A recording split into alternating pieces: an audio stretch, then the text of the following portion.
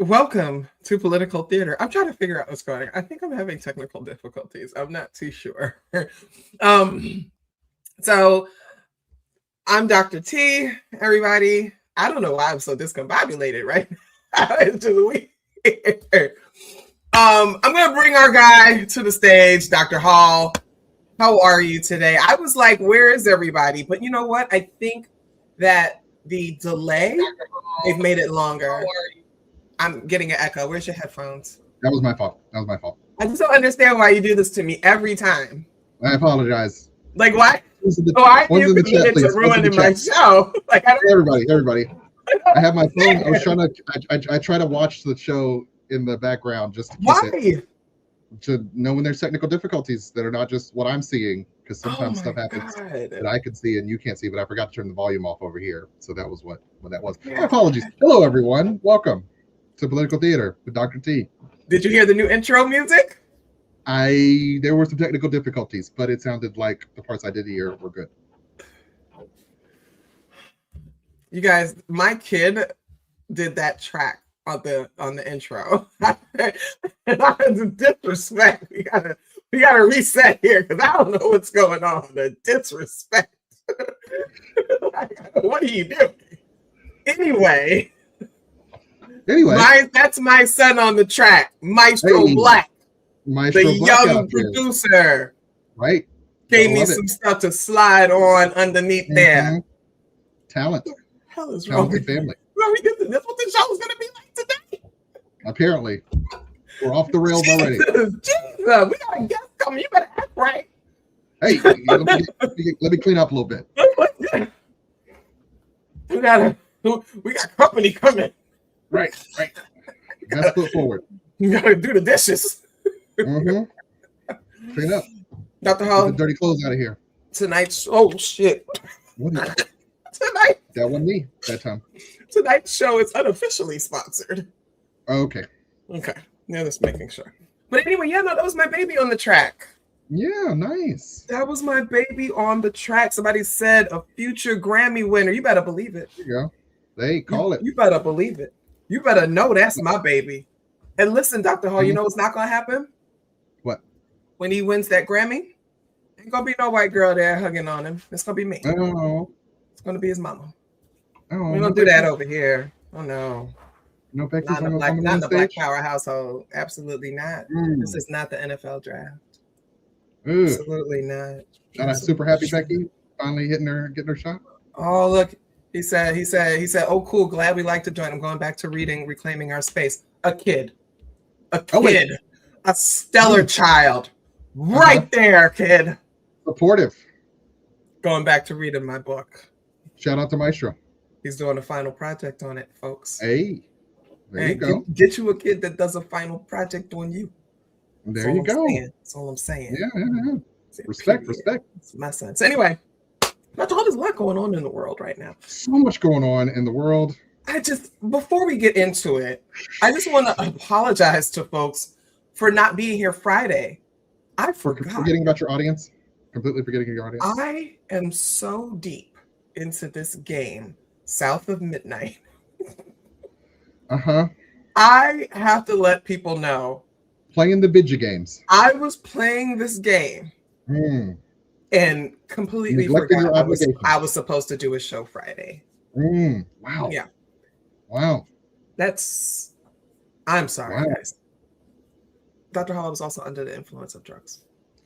What makes that different than Tuesdays? Wow. Anyway, so there's a lot going on in the world.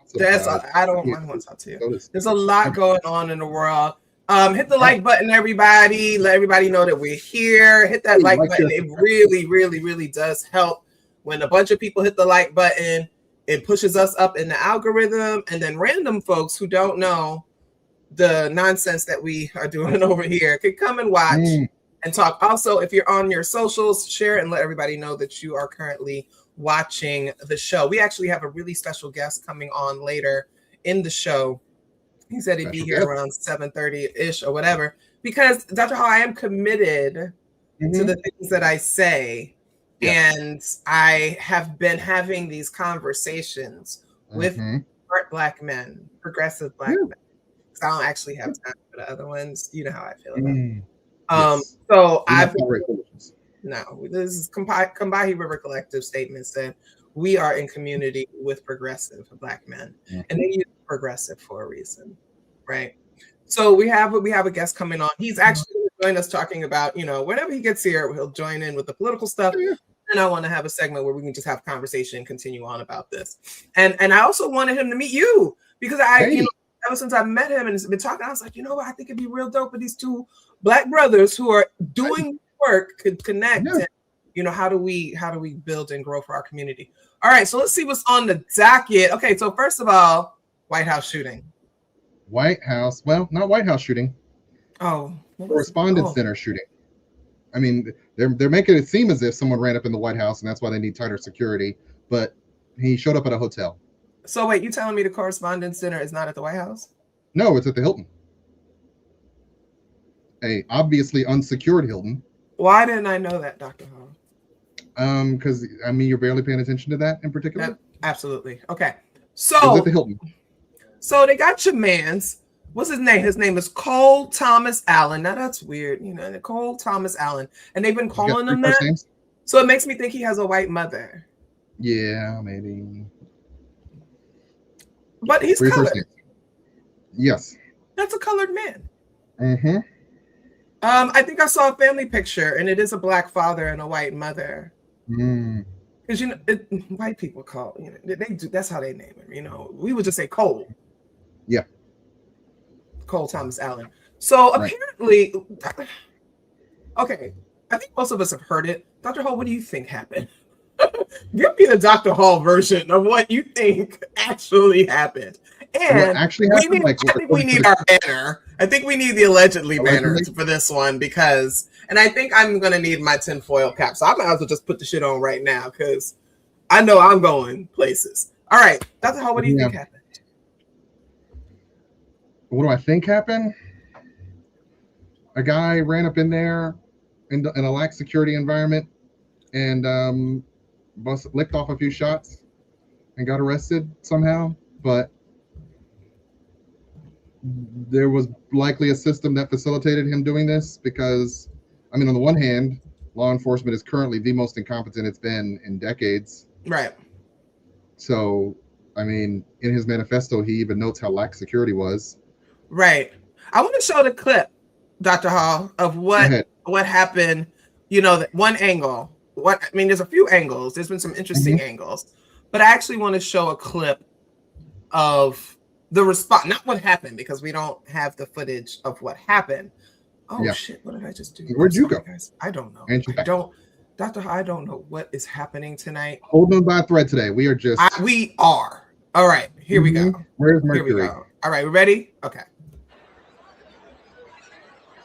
So Trump is here in the middle there. And he's getting a magic trick done because they didn't want comedian because his ego is too fragile. He wouldn't want to be. Hey, what demagogue wants a jester in his court? Everybody's moving. Everybody's scrambling. They're still getting the magic trick done. Let me run that back real quick. Okay. He starts running. He's still getting a magic trick. Clueless. The people on the dance are moving. He's still getting a magic trick. This guy stands in front of him. But look how slow he went. Okay, let's go back. Because we got to... Yeah, Vance is already gone. How does Vance have the more competent Secret Service detail? Right. You got to watch a different person every time. They were very lackadaisical. And he stood right in front of him as if Trump ain't wide as all outdoors. Now, if it's me, you got Secret Service, you got to put two people in front of me. Because they might catch me in the hip. We saw what happened when Reagan got shot, right? Like 6 dudes jumped on him. Come on. Hey, did I ever tell you I've been in a security detail before? No. Yeah. I had a Republican friend back in college, and so you said you have a Republican friend? Yes, back in college. It's so light-skinned of you. Yeah, well, and so I was on the detail for Cheney. I drove Cheney's aides to an event here in the city. Had to have my background check. I was just carrying just the people who type stuff up. So, but I do remember having to sit out there with the engine running. I could not turn the car off. Right. I remember all the people with the very big guns. You had to be ready. You had to be ready to go. I had to be ready to go the whole time. Like I was sitting in that car with the car on for the entire event. Right. Just in case. I remember all the guys with the big guns were standing around waiting for something to happen. And I don't know, after all of that, how a person can get into the building, hang out for a few days with a bunch of guns, and then come downstairs whenever he wants with a bunch of guns and make it past the idea that he made it past the door is like, what's even happening in this situation? And were they maybe facilitating a situation where a person can get himself a bunch of guns and run up in a spot and cause some terror? Okay. There's a manifesto. It's a very Tumblr-esque manifesto. Like this was written by. Can we look at the manifesto? Okay. So the New York Post posted this manifesto. Yeah. First of all, that's the first place I saw it. I'm not saying that other people have not posted this manifesto. I'm saying that the first place that I saw it was the New York Post. Am I getting kind of grainy? You're getting choppy again. Technical issues, technical difficulties. Oh gosh, hold on. Pay no attention to the woman behind the curtain, everyone. Oh jeez. I hate this. You know what? Ever since I put that damn PlayStation on the Wi-Fi. Anyway, all right, he's got a manifesto. And it was actually pretty silly. It was not serious enough. It was hello everybody. Written for 2026. So I may have given a lot of people a surprise today. Let me start off by apologizing to everyone whose trust I abused. I apologize to my parents for saying I had an interview without specifying it was for Most Wanted.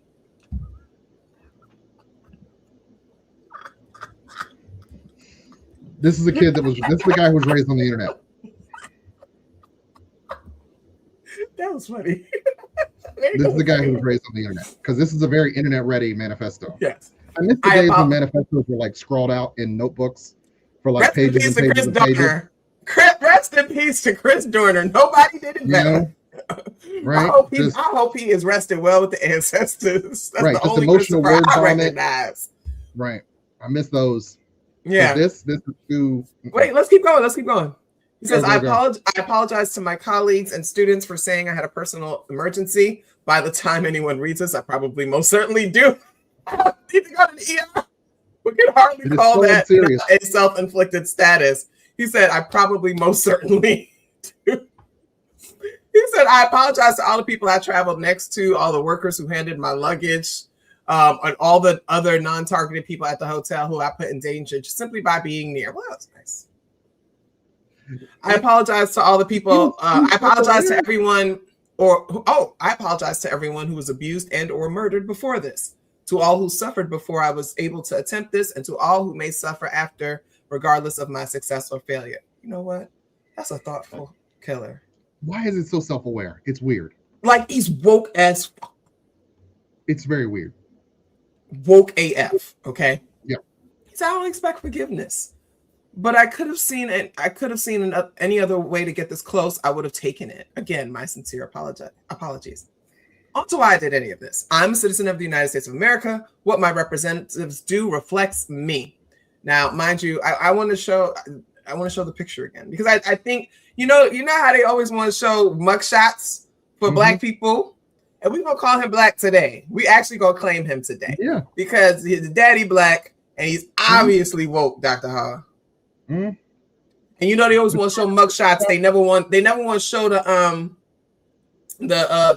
high school or college graduation photos. Right, but I'm feeling he's struggling with some stuff, with some identity stuff, some community and connection stuff. Say more about that. What do you feeling a little alien? Going on? He lived his life on the internet. Did you call a black man an alien? I feel like he feels alienated. Okay. And then he was like, "Hey, Chad." Hey, Chad. That's how it sounds. Subscribe. It sounds like an "Am I the total asshole?" pose, right? AITA. But he said this. He said, "I am no longer willing to permit a pedophile, rapist, and traitor to coat my hands with his crimes." Oh, come on. He said, well, to be completely honest, I was no longer willing a long time ago, but this is the first real opportunity I've had to do something about it. While I'm discussing this, I'll also go over the expected rules of engagement, probably in terrible format, but I'm not military, so too bad. Wow. Why so many parentheticals in your manifesto? Because he has ADHD. That's parentheticals are 100%. A thought within a thought. Oh, they? That you just want to I said we. Oh, I thought you said. Oh, I thought to say they. I'm like, no. Monica. I know. Right. He says Secret Service, they are targets only if necessary and to be incapacitated non-lethally if possible. AKA, I hope they're wearing body armor because center mass with shotguns messes up people who aren't. A thoughtful king. A thoughtful. He's wasting his talents here. Like, what is happening? Okay. I wish he had found his community and didn't need to do this. Right. Hotel security, not targets if at all possible, unless they shoot me. I didn't even know young people used AKA like that anymore. Whatever. Capitol Police, same as hotel. National Guard, same as hotel. Hotel employees, not targets at all. Guests, not targets at all. In order to minimize casualties, I will also be using a buckshot rather than slugs, less penetration through the walls, right? I'm going to say a slug can go through like 7 walls. It's great. I got those. He said, I would still go through most everyone here to get to the targets if it were absolutely necessary. Parenthetical, on the basis that most people chose to attend the speech by a pedophile, rapist, and traitor and are thus complicit. But I really hope it doesn't come to that. I remember Don Lemon was going on and on about how he wasn't going to go to it because he didn't want to be complicit for that, but not for that reason. More because Trump is stifling free speech. That's why he said he wasn't going to go. Okay. So, objection number 1. I'm not going to read the whole thing, but he breaks down like he's critiquing. He's got these objections. What are his objections? He's talking about, as a Christian, you should turn the other cheek. And he said, turn the other cheek is for when you are yourself oppressed. I'm not the person raped in a detention camp. I'm not the fisherman executed without trial. I'm not a school kid blown up or a child starved or a teenage girl abused by many criminals in this administration. Turn the other cheek when someone else is oppressed is not Christian behavior. It is complicity in the oppressor's crimes. I got to that point and I said, he was raised well. He was. But that doesn't mean that a person can't have a psychotic break. It doesn't mean that they can't be worn down by these things, right, Dr. Hall? Like, can somebody be raised in a challenges? Look like a loving, stable home? Yes. Maybe some mixed race issues or whatever. But he went to school, wasn't he at USC or something like that? And then can't someone like that have something happen, some kind of intervention, and maybe send them over? That can happen, right? Yes. Because I don't know. We blame parents for this. No, it seems like he seems like a very thoughtful and considerate and intellectual person to some degree, right? But missing some maybe fundamental anchors that would stop a person. But also in a dysfunctional system, is he dysfunctional? Or is he just par for the course? How do you correct the dysfunction? What if he's correcting the dysfunction, Dr. Hall? He's a product of the system. Is the chat scrolling for you? It's not scrolling for me. I don't see anything in the chat. I don't see anything new on either. This is the last one that I saw. More empathy than the entire administration. Okay. I see that. Yeah.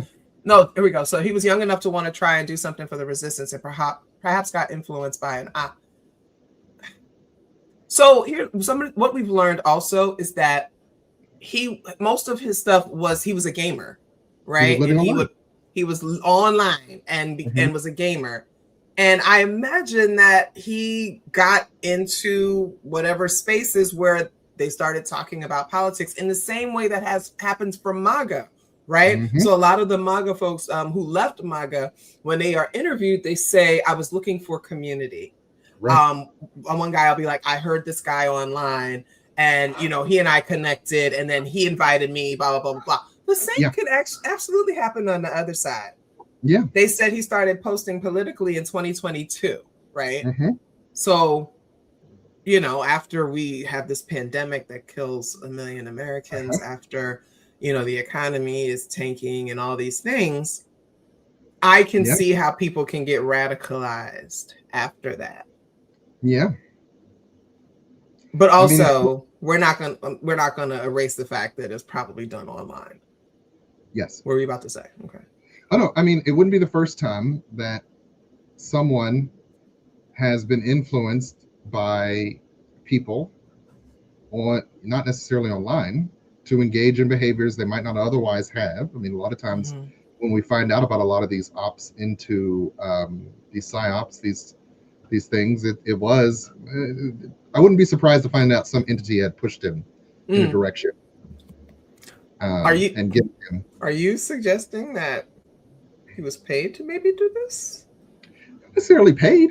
You can get a zealot to do a thing. Like sometimes, I mean, we've got historical references of like, hey, sometimes we would just nudge a person like, hey, we're not saying do it, but here's a gun, go do a thing. I mean, whatever you got to do whatever you got to do, buddy. I mean, isn't it wrong that this gets to happen? Why don't you go be the radical? Why don't you be the guy? You could be the hero of this story. Keep this in mind. No, keep this in mind for me, what I'm about to say. Yeah. Okay. I want to know if either of his parents are sick, or if his family has extreme debt, or there's something else going on in which he would accept an offer to be paid to do this. That was one of the fleeting thoughts I had, Doctor. I'm not saying that I landed on that. No. I'm just saying that, I had a fleeting thought that, I mean, along the lines of, was this staged or, kind of that. When I first saw the reaction from the Secret Service, at first I was like, they're kind of slow, but then I realized this was so far outside of the room. Like, I think that if they were in the room, if he was in the room, they might have acted, different. But I kind of got it because I think some of them weren't even sure. I think dude that jumped in front of Trump, all he saw was that people were running. He's like an octoroon. He saw people running. He knew something was up because black people, it only take one to run past us, and we ain't no questions. We've run into. Right. Even my fat ass. I'm running, Dr. Hall. Right. You got to run. Everybody's running. What are we running for? We'll find out when we get around the corner. So, okay, y'all see the alleged. All I'm saying is this. Where's Ruby? Who's Ruby? Right? That's all I'm asking. Because, and as I read through, his manifesto, smart kid. I'm going to say smarter than than a lot of people his age.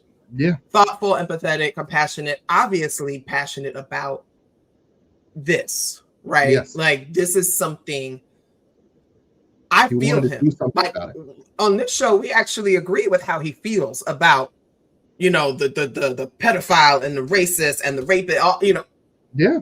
100%. Because he chose a very particular way to solve that problem, but the problem exists. The problem exists, right? And it's a problem we've all been lamenting for the last year and change, right? Because we've been dealing with this and all of the stuff. And,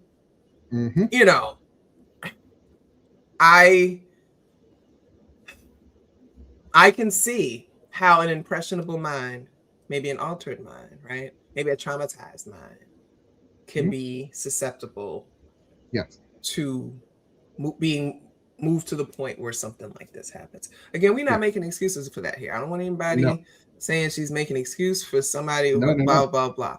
But I also understand that there's stuff going on right now in this country. There's a lot going on in this country right now. People are hurting.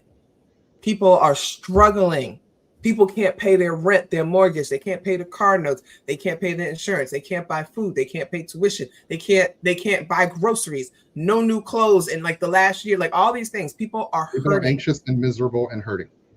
Anxious, the anxiety that people are not sleeping. Like Dr. How I struggle sometimes with my sleep, and I'll get up and see just how many people are online. I'm like, yo, go to bed. Why are y'all not in bed? Yeah. Like, what do we, everybody's up, everybody's anxious in the way that people are like popping off at others just because they're like, everybody's anticipating some kind of attack, right? And so Yeah. In a mentally ill country. This is feeling like The Adjuster, right? Mm-hmm. Free Luigi, because we know he didn't do it, but we talk about The Adjuster, whoever the person was that shot the CEO of United. Right. Everybody was quick to be like, "Oh, you can't solve the problem." I mean, get it, but also, United has killed a lot of people. Trump has blown up a lot of boats with people on it. Say more.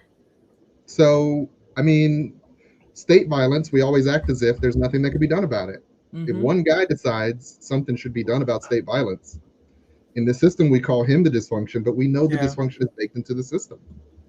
Yeah. Right? We are live. Okay, cool.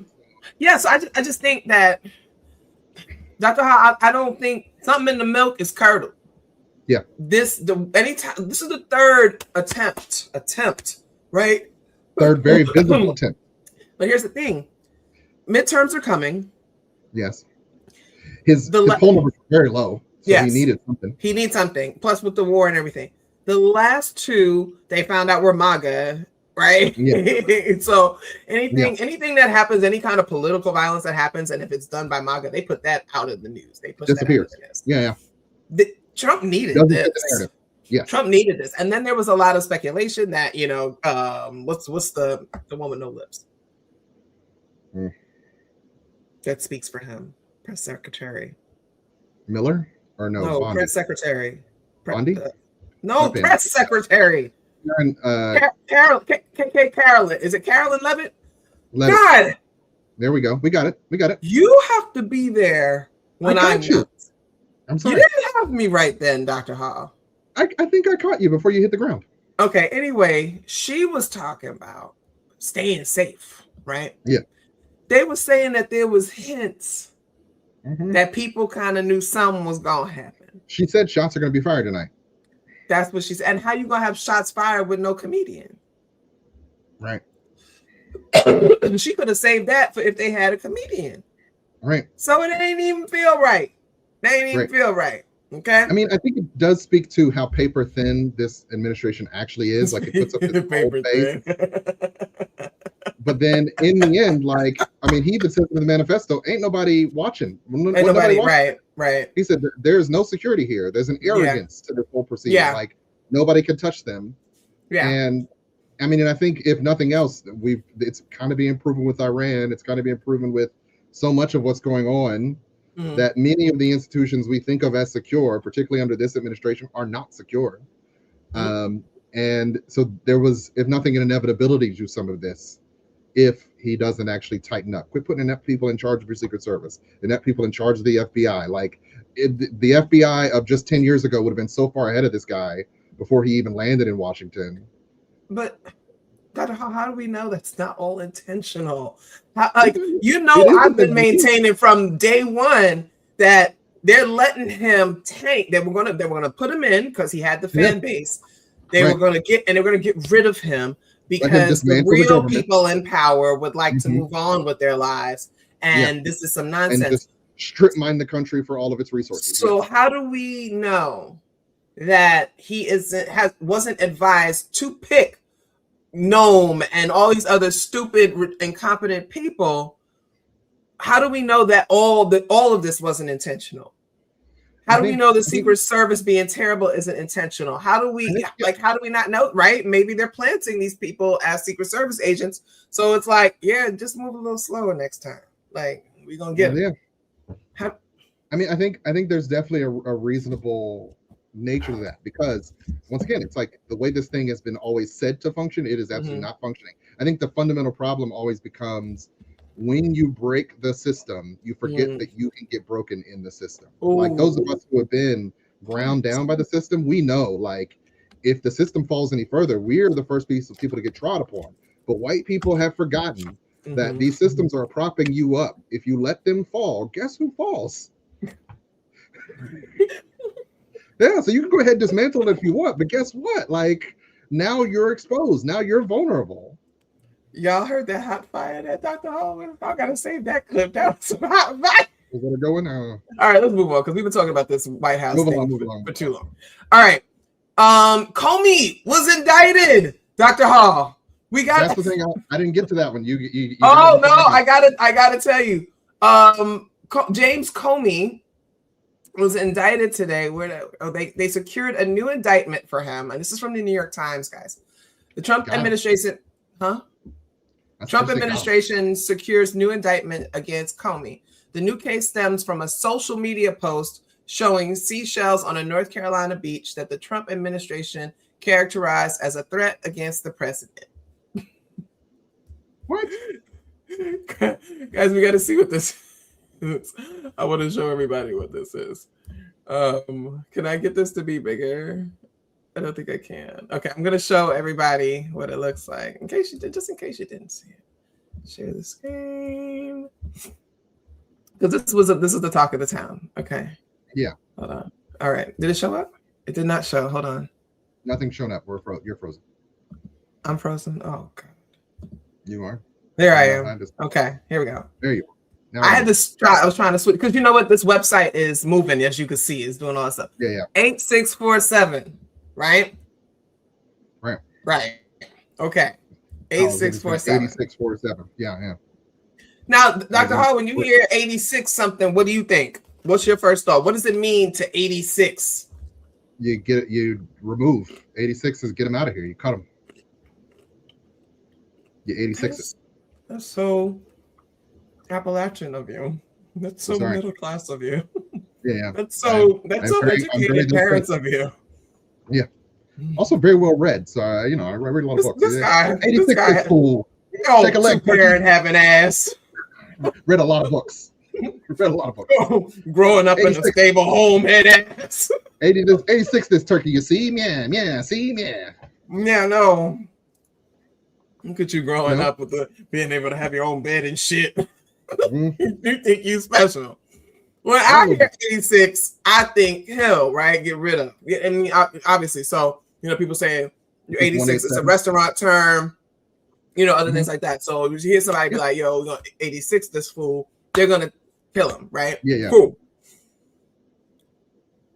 Now, they're talking about, they're making the references to the restaurants and stuff like that. I'm like, now you talk about killing.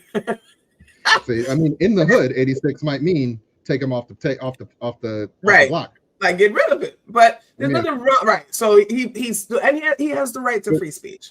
But Trump has said worse on wax. Absolutely.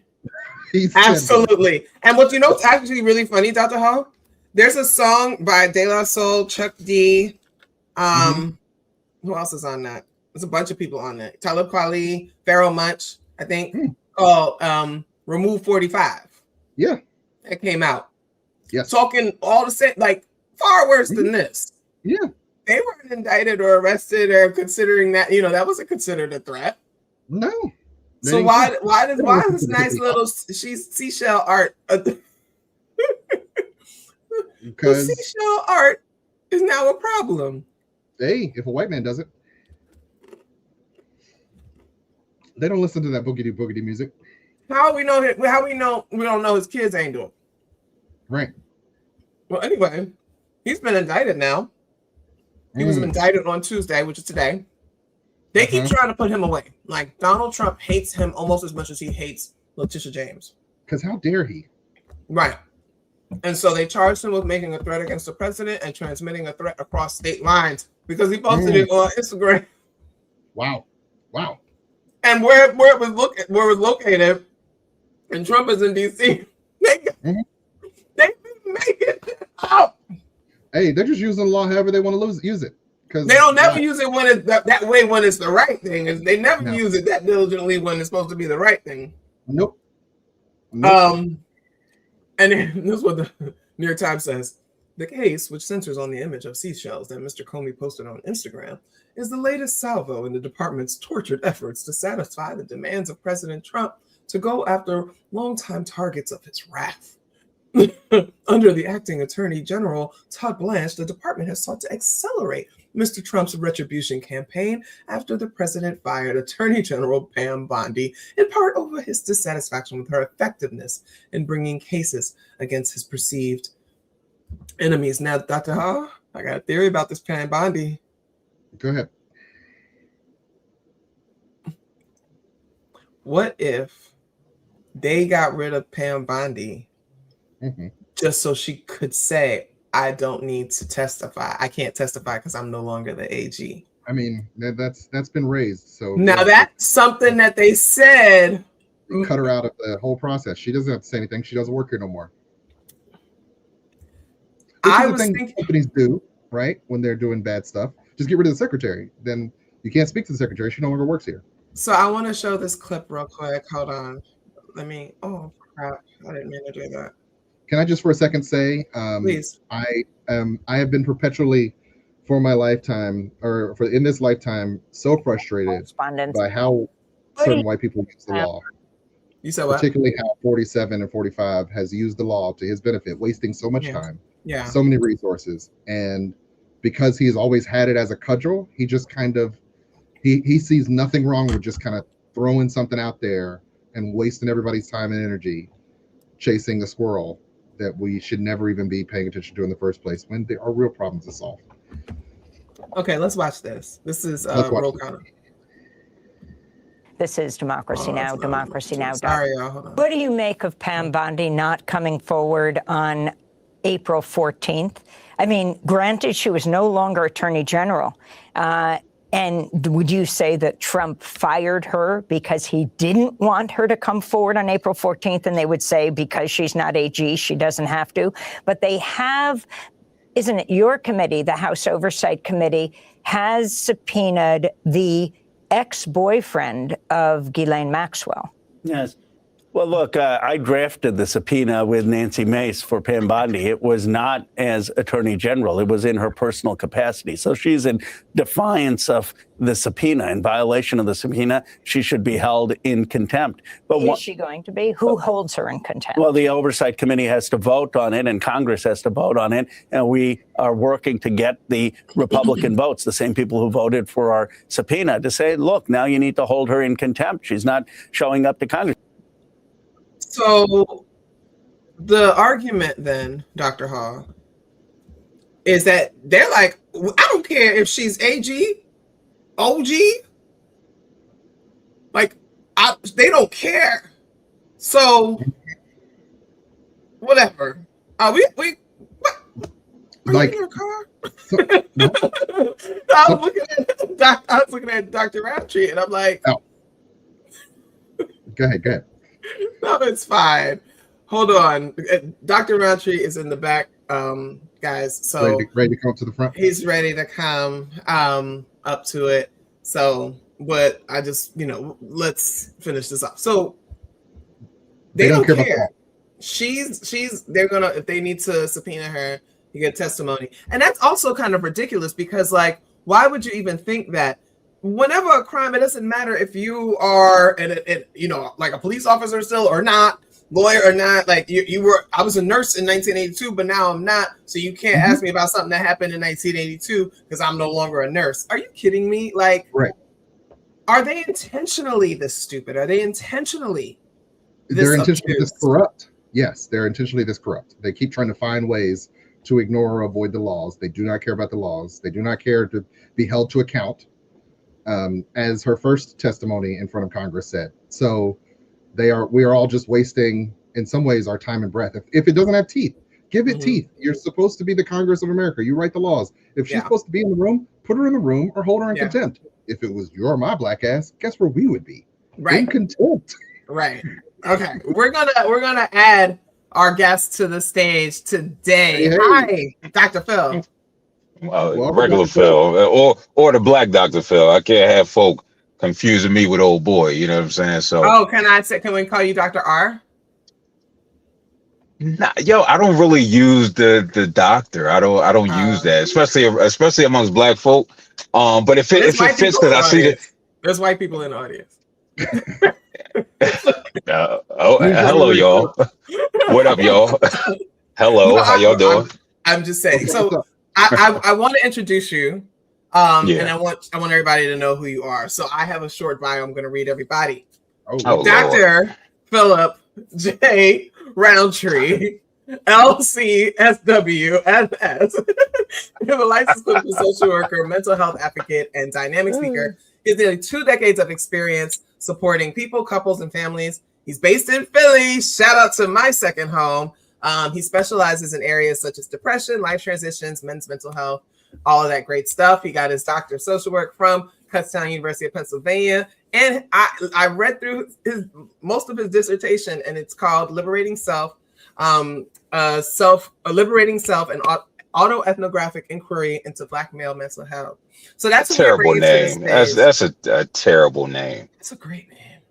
No, I'm not a fan of it. I'm actually, I might be the only person. I doubt I'm the only person, but definitely going back and like making some changes to things, right? Like that's not a title. That's me, So because there we go. That's better. Word. I like that. I like that. Yeah. That's not a title that's authentic to me. And so because it was going to be, just related to all the work that I do. # you good man, right? Yeah. But I'm like, nah. Let me do make it sound a little academic, but honestly, it's just like, no, I'm not a fan of that title at all, but it got the job done. Okay. So he wrote this dissertation, y'all, whatever that was, right? Like that guy, what is he doing? Like he had to break it down for the we let him have that moment, but I think that's the last moment like that we're going to let him have, because what the hell was that? Okay. Like, so he wrote this dope dissertation, right? And so much of his work has really been important to these conversations about Black men's mental health. And Dr. Hall, we had our conversation last time, and then before that we had Patrick. So I invited Dr. R to come on. I invited Phil to come on. And no, I got you.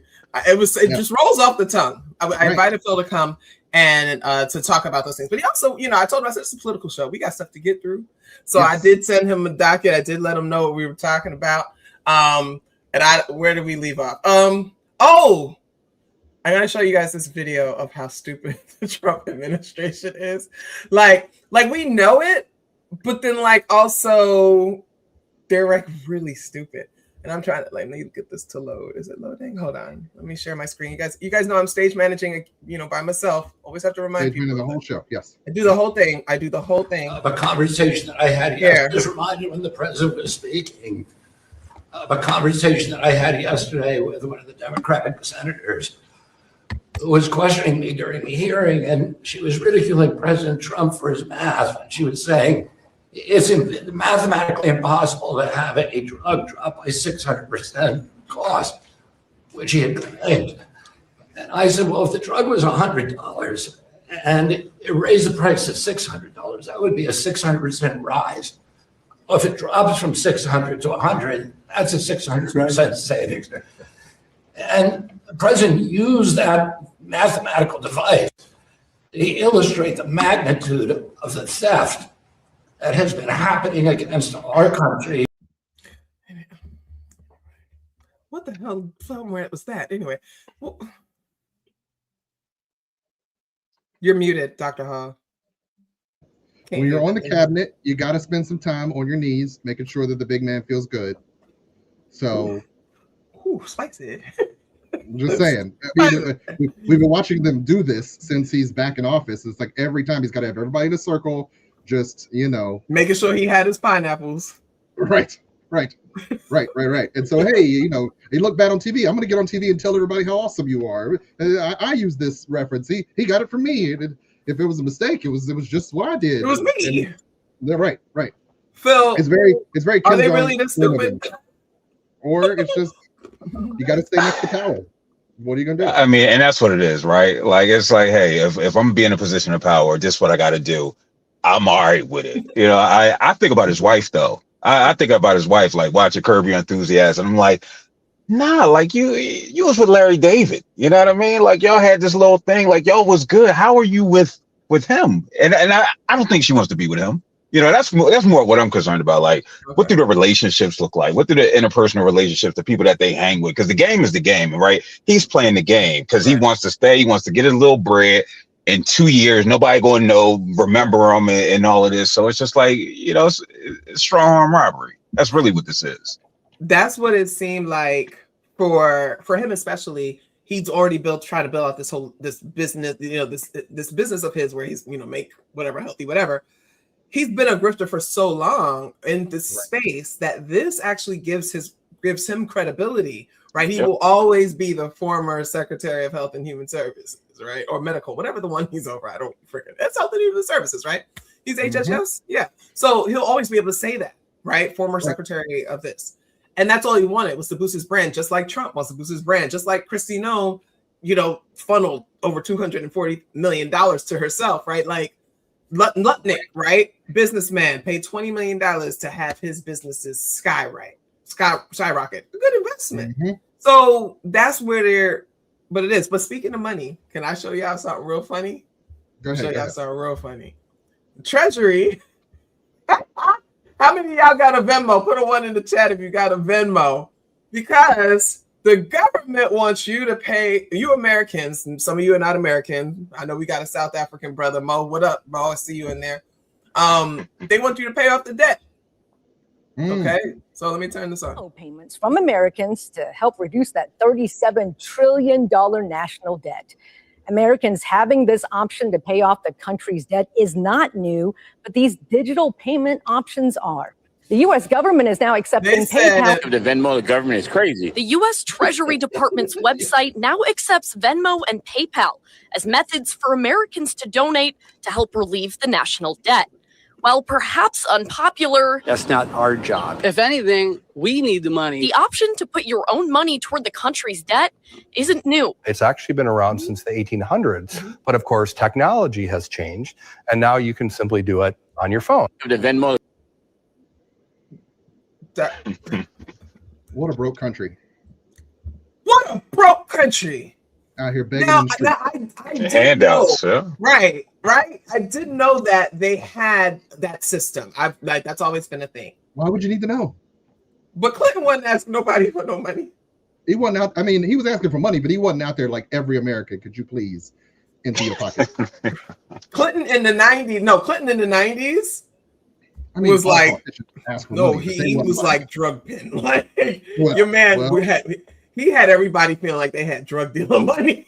Right. Okay, like, well, hey, surplus. We had a surplus for the first time in forever. Philly in the 90s was different, wasn't it? Different times. Wasn't it? I got to Philly at the end of the 90s. It was different. Niggas had money. Then the housing crash of 08, 09. Well, no. Bubbles out there popping. You know what? That's what I think is gonna happen with this AI crap anyway. But so I just want everybody to know that your government is going to ask you to Venmo. The government's broke. And I'm gonna tell them like Mars said, I ain't got the 5. You know what I mean? I ain't got the 5. It's just what it is. Pocket leave it there. I ain't got it. All right. So we're gonna talk about something not funny. Epstein, right? We've been on his ass for months now, right? Yeah. So some new survivors came forward in New Mexico, Dr. Ha. Authorities in New Mexico are trying to determine how many local women and girls were abused by the sex offender Jeffrey Epstein and his isolated Zorro ranch. Now, we heard Zorro come up a lot of times when we were combing through the files. It says several individuals have said that they were flown to the ranch and abused by Epstein and his associates. To date, only one, former Santa Fe massage therapist Rachel Benavides, was known to be from New Mexico. And that was a thing that came up too when the Zorro Ranch came up, and they had this one person. They were like, if we have her, it's probably more, right? But then there was also men. Did you know that? Yeah. Democratic Congresswoman for New Mexico, Melanie Stansbury, fighting for justice for survivors, says one alleged victim claimed he had been invited to a party at the late pedophile's 7,500-acre Zorro Ranch, where he says he was plied with drugs and R-worded. Now, we knew from the Epstein files that everyone, it didn't matter gender, sex, any, age, that we knew that they were doing this. Yes. I think this Zorro Ranch might be worse than what we imagine Epstein Island is. I just have that's just my feeling, because everybody's Epstein Island. Well, why would you let that be so obvious? It's the place that people didn't know about that I feel is more nefarious. What do you think, Phil? I mean, yeah, this is definitely a sensitive topic. I think for me, and thinking about everything that's transpired, right? I'm not surprised by anything, right? I'm not surprised by anything. We get only a fragment of the truth, right? And so to hear, trafficking, international trafficking, all of this taking place, I believe it, right? I believe it. So you just wonder who's going to be held accountable. I think that's what it ultimately boils down to. Who else is going to be held accountable? Who else? I mean, who we have that's been accountable? It's been Prince Andrew. I think a couple of the European countries popped some of their own people, like not names that we're not all necessarily familiar with. Yeah, but Europe has actually been aggressively getting folks or whatever. But anybody in the United States?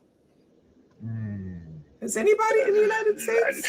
I mean, besides that white woman, Ghislaine herself, Maxwell himself, but everybody else. He got. So in this house, we believe that Jeffrey Epstein did not suicide. No, he didn't do that. Yes, he didn't do that. We all in agreement, right? Okay, make sure. Quite a bit of evidence to the contrary. All right. So it's about 8. We usually do our kind of extended stuff around the 8 o'clock hour. And since Phil is here, I do want to pivot into this conversation. But I don't want to show. I don't know if I can show the whole video because it's very long. But I want to show a bit from a rant that I saw online, and I'm playing it just because I was like, yo, this kind of dovetails into what we were talking about. So.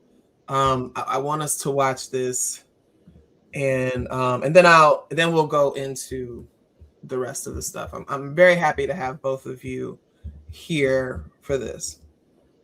People in our community over the past few weeks have 3 distinct conversations consistently. One being the high rate of femicide over the past few weeks, so the past month or two. The second being homophobia and toxic masculinity. And third is the violence perpetuated by misguided youth. And the common denominator when we talk about all 3 of those problems are straight Black men. At some point, we as straight Black men, yes, I said we. I don't care if you think, oh, I'm a good Black man, this and that. Collectively, we aren't doing enough. And if you one of them niggas that's like, oh, that don't got nothing to do with me, then shut the fuck up and you're not a part of our community. Because if you don't want to be held accountable, you a part of the fucking problem. It's fucking sickening and it's annoying, bro. Video after video of Black women showing and telling their experience of Black men not being able to control their emotions, not being able to take no, putting their hands on Black women. Multiple videos, multiple conversations of our brothers that are part of the LGBTQ community talking about how they don't feel camaraderie, how they've been picked on, how they've been ostracized. And then we have the misguided youth. Who are they fucking fathers? Where are they fathers at? This is clearly fatherless behavior.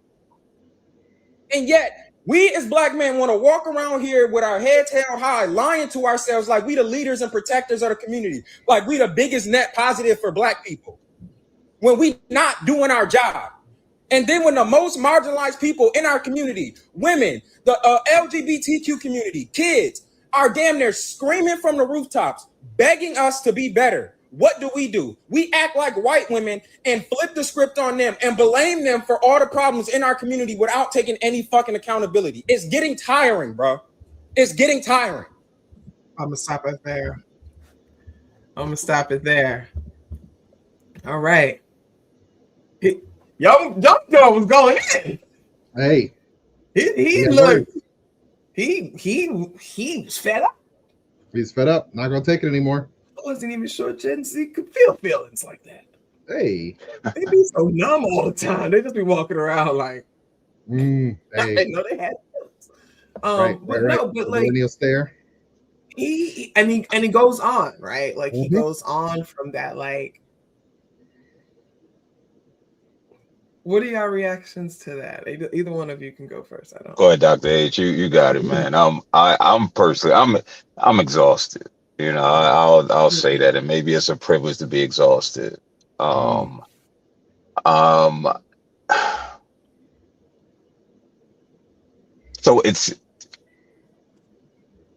there's no simple response to this, right? There's no simple response to this. What he's feeling, what he's expressing is valid, right? What I find often, so today, I just been focusing a lot on language today, right? And language and community. I was having a conversation with my homegirl, Dr. Stephanie Tisdale. I was at Uncle Bobby's sitting there having a conversation about the topic du jour of the last 72 hours. You know what I mean? And I'm just looking at it. And again, I hear the pain. I hear the frustration. I hear it. And now it's like, okay, right? Okay, who's going to listen to that, right? No matter how right I may think he is, no matter how right, I think there's such a communication gap, right? A lack of understanding, a lack of talking to one another. And I understand when we talk about, violence, especially physical violence, but emotional violence is definitely harmful as well, right? It's just like, hey, screaming, saying, yo, stop fucking hurting me. I completely understand that, right? I get that. But what we're asking people to do is move past emotion. And as a community, I don't know if we've done a good enough job of teaching and learning and understanding how to move past emotion to get to the crux of these issues, right? I see it time and time again, right? It's just like, yeah, I feel it, I hear it. But if you want to be in conversation with me, right, I get it. I can move past that, even though it's extremely difficult. It's extremely difficult for me when I hear men hate women. When intellectually, I recognize what exactly the origin of this sentiment come from. It's not a personal attack, but how do I feel when I receive that? And you're talking about somebody who's cognitively and emotionally aware. So I think about the other brothers who may hear that, the ones who are causing harm, the ones who aren't causing harm. What does this do? Right. And so it becomes this oppression Olympics. And it becomes just more divisive. Again, I understand the purpose, right? I understand the sentiment behind it. But this has been the case for, this isn't just happening just this year, right? We're talking about decades. We're talking about centuries. Like, folk have been causing harm for a very long time. And it's a byproduct of these systems. Oh man. I think for me, maybe like the exhaustion of it all, especially today, is just catching up to me. And and I empathize, right? Because I do have certain privilege. I don't have to make the choice between, when they talk about the choice between the bear and the man, right? And the forest, even though I probably would choose the bear too, right? But again, if we're not having conversations to understand, hey, how my perception of other brothers, of how this idea of harm is just ever present within the community, I think there just needs to be more. And I just don't think, for me, that's going to do anything. A lot of me think that's performance art for sure, right? I understand it. I'm not telling anybody what to do and what not to do with their platform, right?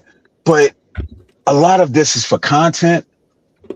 I want to ask the brother, like, what are you doing? What type of work is being done, right? what are you doing to help educate other brothers? What types of conversations are being had? But again, I think we spend so much time, and just the people that I know, right, and what we see and what we've had conversations about, we spend so much time yelling about the problem, but it's not necessarily anything tangible that's coming from it, and really addressing some of the very real choices and issues that we should be addressing. So it's just a lot. Like I think it's taking its toll on me today specifically. Just ingesting so much with regards to that, because again, nobody wants to be that person, right? I don't know. So somebody said, no disrespect, but it feels like you're defending patriarchy. Black women are hardly heard or cared for. And actually, I just want to speak to that. I if I were to shorten what you say, you're like, what are we doing about this? That's essentially what you just said. What are we doing about this? Because, and I think, and I'm with you. I spent years and years and years doing something about it, right? I devoted my life to doing something about it. So I understand what you're saying, because it's like, yes, we've had these conversations, like, and now I actually have to join in on with you a little bit on that, is because I am as old as I am, but I also have studied this. I know that we have been having these conversations. I also understand how technology kind of makes things seem what it is, but also it's the media. It's the media's job to, capitalize on what's happening, right? What the big stories are. So that's why we were inundated with these stories for the past couple of weeks, because we know every 6 hours a Black woman is killed in this country. So we don't hear that all the time. So we know that. We know that happens. And like you said, we know the harm has been happening. Okay. And we know it was happening in the Civil Rights Movement. It was happening in the Black Power Movement. It was happening in the Harlem Renaissance. It was happening during the Reconstruction, right? It was happening during Emancipation. The harm has been there, right? People have been having these conversations. We're this generation. But James Baldwin and Nikki Giovanni were having this conversation as well. Right. Okay. Urban Kid was having this conversation, So, but again, I think, yes, the conversations are happening. And I think that actions have been happening over time. I worry that we are reaching a point of that exhaustion that he's describing, where everybody's just like, you know what, whatever, I'm giving up, because nothing has been happening.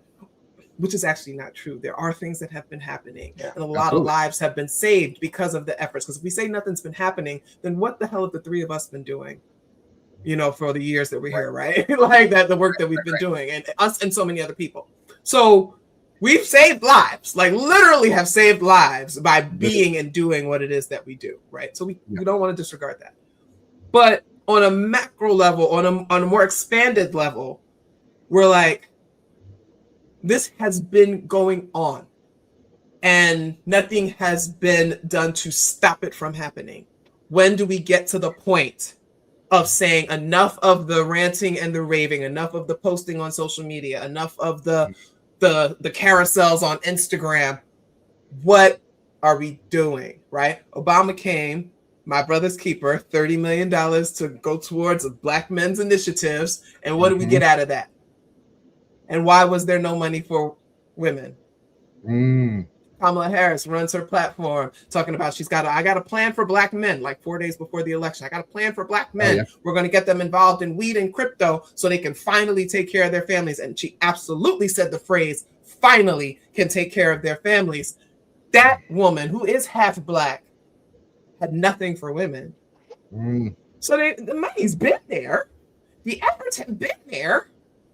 A lot of them have been squandered by corrupt politicians. Nothing taught me about that. Like they're moving more than that, than moving to Philadelphia, literally watching these Congress people take folders of envelopes right in front of my face, because that's what they do. So the money is there. The initiatives are out there. We don't have enough of us studying them to measure their effectiveness, to develop some best practices so that we could scale these things up and use them to train people, right?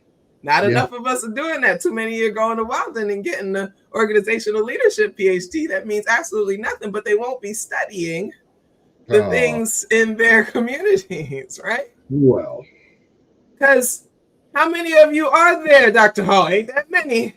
Hey, there's enough of us to fill a stadium, like 1,500, 15,000. Yeah, ain't that many of you. Yeah. Right? Why? Because, college is a scam. You need to go to the trades.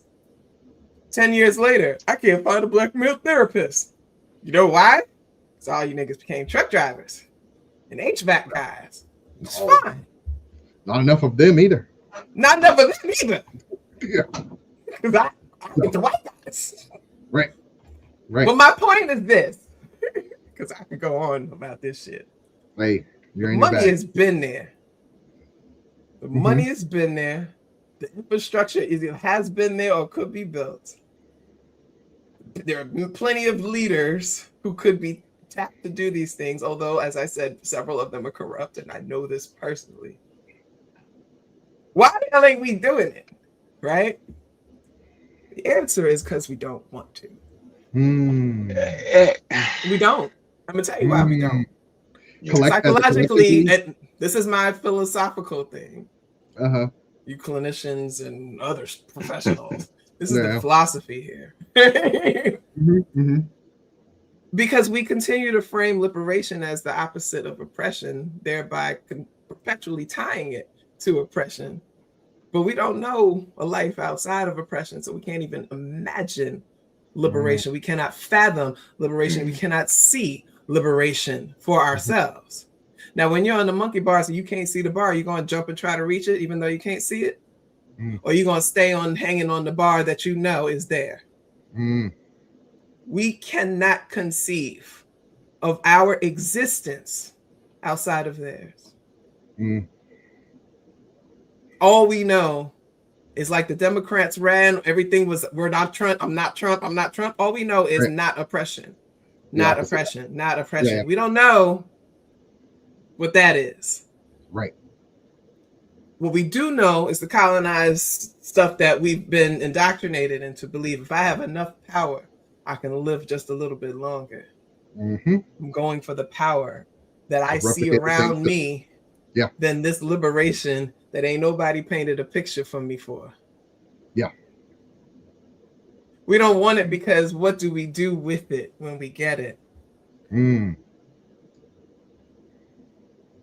I can't make a plan to survive something that I don't know. Well, it's not like they gave us the tools to know what to do either. They're not going to give us the tools to overthrow. Ain't nobody, and no, never in the world, right? Right. Wouldn't make sense. So we don't want to. Because we have not cultivated a true desire for liberation, because we do not love our people and ourselves enough to do that, right? So I'm thinking about this. On a surface level, people will say, I want change. But that's where I think people get stuck. I think deep down, and not, again, this is not everybody. Please don't ever talk or think that I'm saying that shit, because that's really stupid to do with me. But how do you want something? How do you know how to want something you can't fathom? That's all I'm saying. I'm not saying that people don't want change. Right. I just think the things that we need to happen in order to end all of this, I think those are the things that are out of our conscious reach. That's all I'm saying. I think that's one of the challenges of sort of, once again, having this discourse. These conversations have been happening for a very long time, and there are still people discovering them anew. So it's like whenever, a lot of what the work that I've had to do on an individual level, not necessarily on the collective level, but on the individual level, is when a brother's eyes open, then how do I make sure I'm ready to catch him so that I can help him on that journey to a higher level of enlightenment, so that essentially the each one teach one. Like, it is hard to change systems. We often feel very trapped inside these systems of patriarchy, of capitalism, of white supremacy. And so how do I affect change? I can only do it one cog at a time.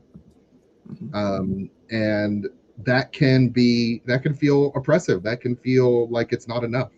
That can feel like everything is against me in that mission. And yet, you wake up every day and you try again to keep sort of championing this other message that we can be a different type of people, and not everyone is born with that vision of what's over the hill. That there are only a few of us who can say. I get so annoyed when people claim Afrofuture. I was like, you don't even know what Afrofuturism is. It's not a no, because that's what it is. How do we speculate on this future? And the reason it has to be rooted in Afrocentricity is because we have to dig back into the things that are deep inside us to even be able to envision that. We are still trying to imagine liberation juxtaposed to this oppression that they've given us. We have not separated that. Hey, there's a reason they don't put niggas in space, because you might think of yourself as having a future. God damn. So many quotables today, Dr. Hall. The pun machine right there. You should write a book. I should. Okay, yes, no, but so here's the thing. I just put that in because I was just curious about your responses. I thank you both for what you said. I won't move past that because go ahead. I think before we move past, real quick, just because it sounds like that. It sounds like you're defending patriarchy. Like really rubbed me the wrong. Response to that. Yeah, go ahead. Yeah, that really rubbed me the wrong way. But then I think about this Andre 3000 verse, right? And on one of his songs, it might be 16, it might be something else, but he talks about this idea of just the creating of this art, right? This create everything that he had to go through and experience to create this art. And the best thing that you do is just like, yo, it's boring. And it's like, fam, like, I don't know. Again, I'm feeling everything intensely today, right? And so whoever said, they have no idea who I am. They don't know the work that I do out here. But it's so easy to dismiss individuals because, it sounds like it's he's upholding patriarchal ideals, so it must be that, right? And it's so easy to dismiss people, and ultimately what that just does is that just further upholds this idea of white supremacy. Again, it goes to this idea of how we treat each other as we're so disposable, right, to one another, right? It's so easily discarded. Especially in the internet age, right? And it's like when we think about this idea of what does it mean to the old Sony Sanchez, how does it free us, right? Like how does that free us, right? If we're just so easy to just jump, right, without understanding, and it's just nasty work to me. If I'm gonna be real. So I want to say to her though. Let me just say on your behalf. Like I just want to say I knew what she was responding to. I didn't agree with it, but I knew what she was responding to, and that's why I was kind of like, let me just jump in and say, I just want to assure you that I don't have people on my show that I think are invested in protecting and defending patriarchy, and that's just I need you to put that on me. Like, I need you to understand who I am and who I would allow in this space. So by giving me the benefit of the doubt, I would hope that you would receive my guests in that same spirit, in that same lens, and allow them to say what is on their mind as it comes through. We're not reading from scripts here, y'all. And we are talking about like some really difficult things, you know what I mean? I don't always agree with everybody on everything because I am actually a radical and most people are not, and it pisses me off how boring you all are. But I will also always that was for you. That was all for you. No, but I will try to always hear what they're saying. Maybe all of me as a social worker and have maybe it's bad, I'm listening to people, right? I gotta share when I first started chatting with Phil, he would say I'm using my I statements, and I'm like, goddamn social worker. That's the therapy, man. You know what I mean? I'm gonna use the I statements. Practice what you preach. I'm bringing a man who talks about using I statements on my show. Okay, there is no upholding that. But I again, people are entitled to their feelings and how they receive you. Particularly, I think it's skewed in this social media age, right? Because just today, you saw on my Facebook page, people are saying that I shouldn't talk about queer people. So people don't always know who you are, right? And they will come with whatever they had that moment or whatever. And I think in this instance, I just need my audience to trust that me bringing you on, you're not somebody that's holding it up, and that they should actually listen, not to respond. But to hear what the person is saying, because a lot of these responses, these questions that were coming in the chat were while you were talking. And I'm like, well, wait a minute. Y'all got to actually hear what the man is saying and let him get to where he was going. That's all I'm saying. I had to jump in and be like, if I get there, you know what I mean? Because I go off on tangents, you know. But this goes to the point of, you know, why I started my men's group, and I think I told you that when we first met up. Like when I started it back at Uncle Bobby's, like in like 2017, right? And this non-binary homie of mine, they were like, yeah, what makes your group different than the barbershop, right? And so I was just like, first, because I'm leading it, right? And then number two, for me, it's, yeah, a brother can come into my group and say, this B gets on my nerves, right? I'm not going to say, oh, get out. This is what I'm automatically shutting you off. No. What do you mean, brother? What do you mean by this? Then also, what is it about this language that you feel it necessary to express it in this way? Right. But oftentimes, and I see it time and time again, it's just like, if it don't come out, you know, pitch perfect, folk gone. You know, and again, this goes to this idea of everybody's disposable, and that's so, you know, anti-Africana. You know what I mean? Like, it's just it's insane to me. People don't be knowing what that means. So I think one of the challenges is, once again, in the internet age, there's such a focus on getting things right the first time. Everybody wants the highlight reels, and so there isn't as much room to be inexact or to not have the language the right time. And you know, I appreciate hearing about your group, and I definitely want to hear more about it as a person who runs his own men's group. It's the idea that we have to create these spaces where people can feel safe. And I think one of the things that I was thinking about as I was contemplating doing the show today, I think part of the issue is, as we've flattened out the culture, everybody's having all the same conversations in the same medium. And as a person who was, prior to this version of the world, privy to the difference between male conversations and female conversations, because, you know, I came from a matriarchal family on my mom's side and a patriarchal on my dad's side. It's like, oh wait, we're not supposed to be in each other's conversations. Women were having conversations amongst themselves, and men were able to have them amongst themselves, and there wasn't so much interplay. Like, I couldn't just jump into, and I knew not to. I can't just jump into a bunch of women's conversation to be like, that's why y'all like that. It's like, hey, no, that's not my space. That's their space, and these spaces aren't protected anymore. And so as we're having these dispersed conversations, there's so much that's getting missed, so much that's getting misjudged, and people don't feel safe to really be vulnerable in the way, because everybody's trying to get it right, or troll each other, or spike an emotion so that they feel like they matter or mean something in the world because they're so lonely. And I feel like and not that we're too mixed up, like we should have sort of free reign, but at the same time, like, we need spaces where people feel safe to say and do the wrong thing so that they can be corrected in a healthy way, so they can be guided. And there really isn't enough of that. Everybody's just leaving it up to the internet. Yeah. I mean, these parasocial relationships, right? Like, that's really what it is. That's why. So you could post something and somebody will hop on, and I'm known to do it too.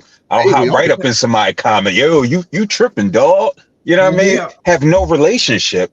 But we feel compelled, we feel entitled to offer this view because somebody put it in the atmosphere, you know. And so I want to address this real quick, because I feel like I want to hear, you know, at least said I feel misunderstood. I withdraw a statement. Well, one, I don't want you to withdraw a statement. Your statements are always valid here, but I want to make sure, because if I'm misunderstanding, I know what. When I put it up there, see, you said no disrespect, but it feels like you're defending patriarchy. Black women are hardly heard or cared for.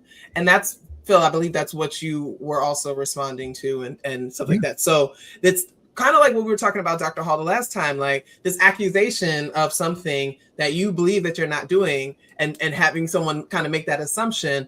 Right. What does that, like, how does that feel? How does that trigger? Like, how do you, as a Black man in the time that we are in right now,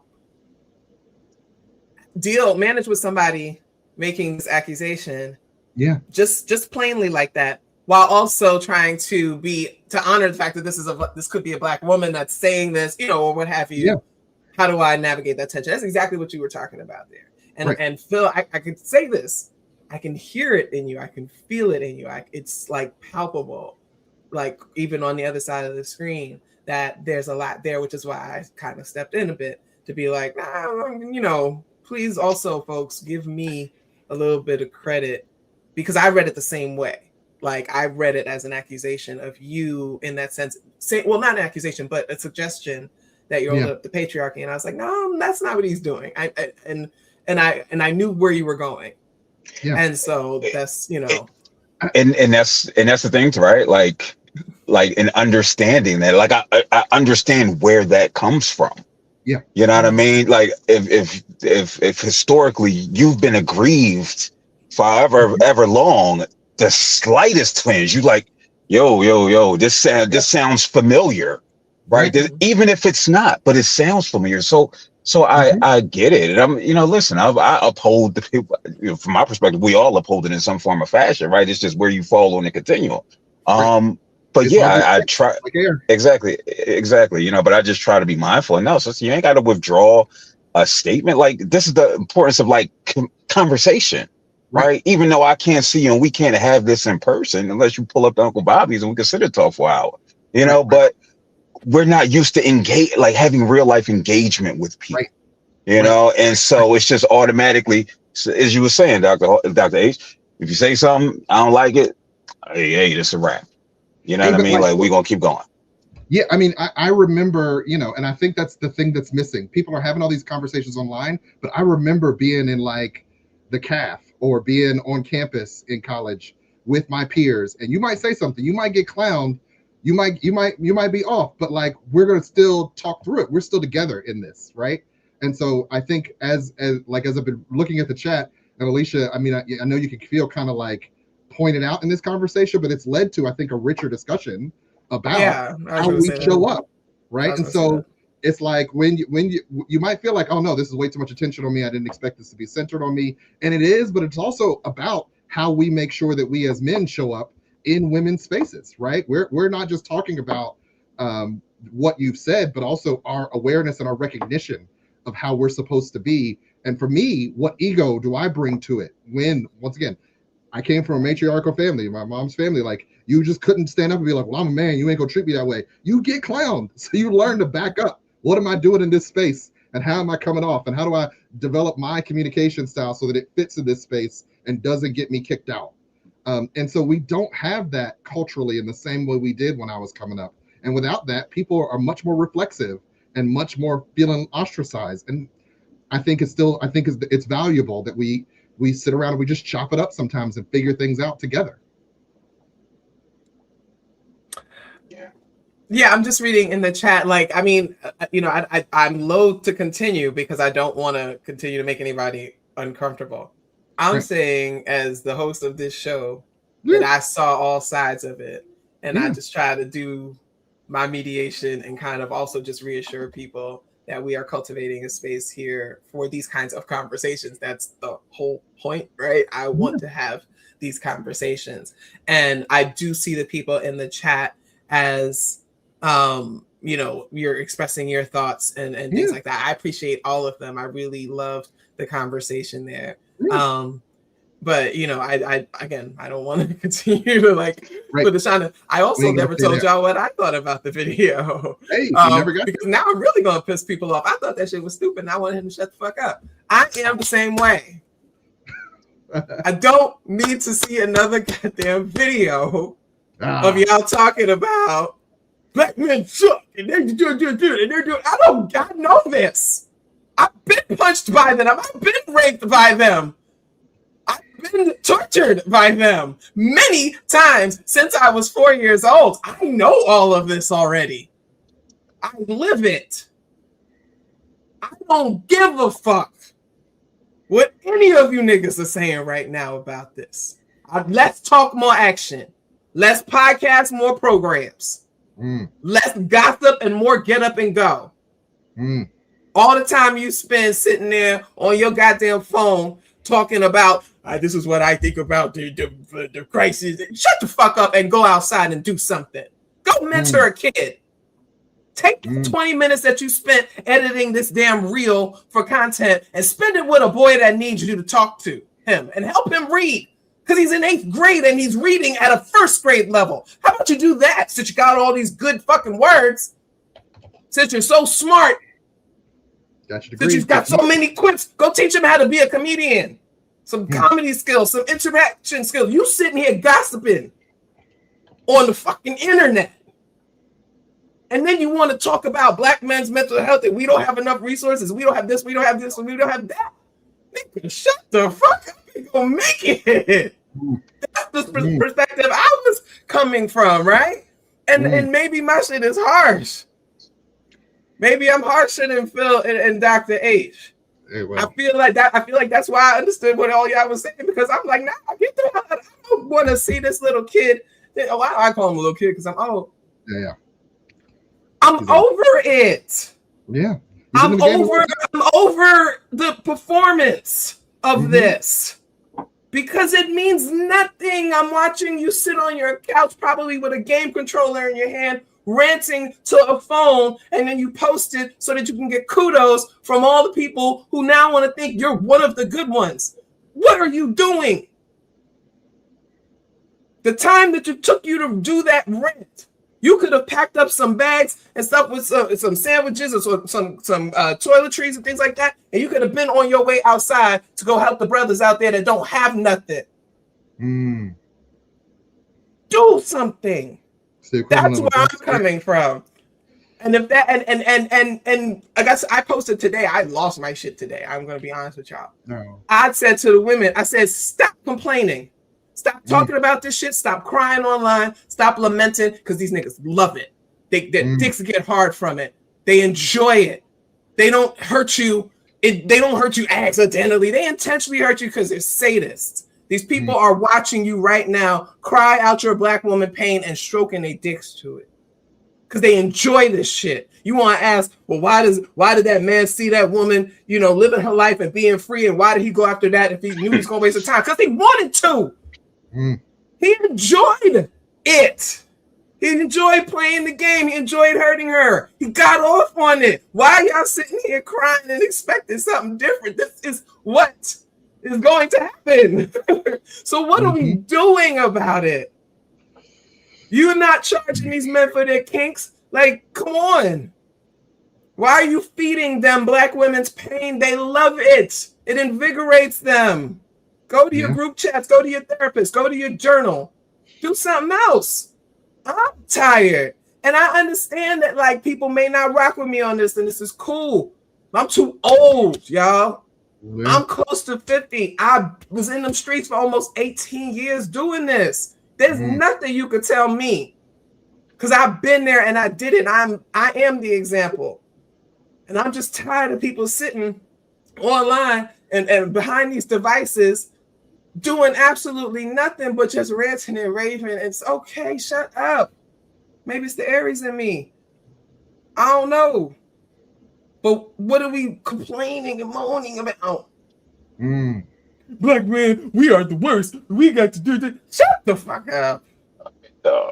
Listen. How does that help anybody watching this? You think a brother that's beating the shit out of his wife yesterday and then killed 2 of the babies inside of her is going to watch that and feel motivated to be a different black man?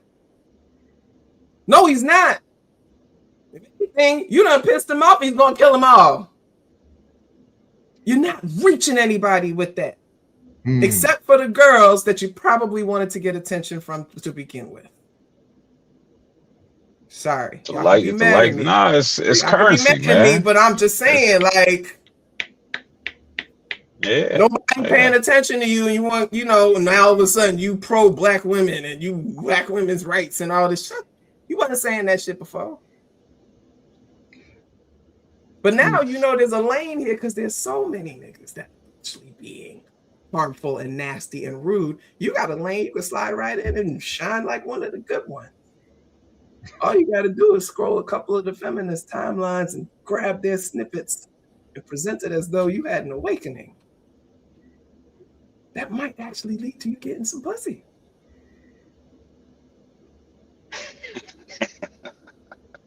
Anyway, so shout out to this. So speaking of, we can segue. I don't want to talk about that. I'm going to the bathroom. But celebrities, you know, I got to pee, right? Anyway, no, but I think it's a good question.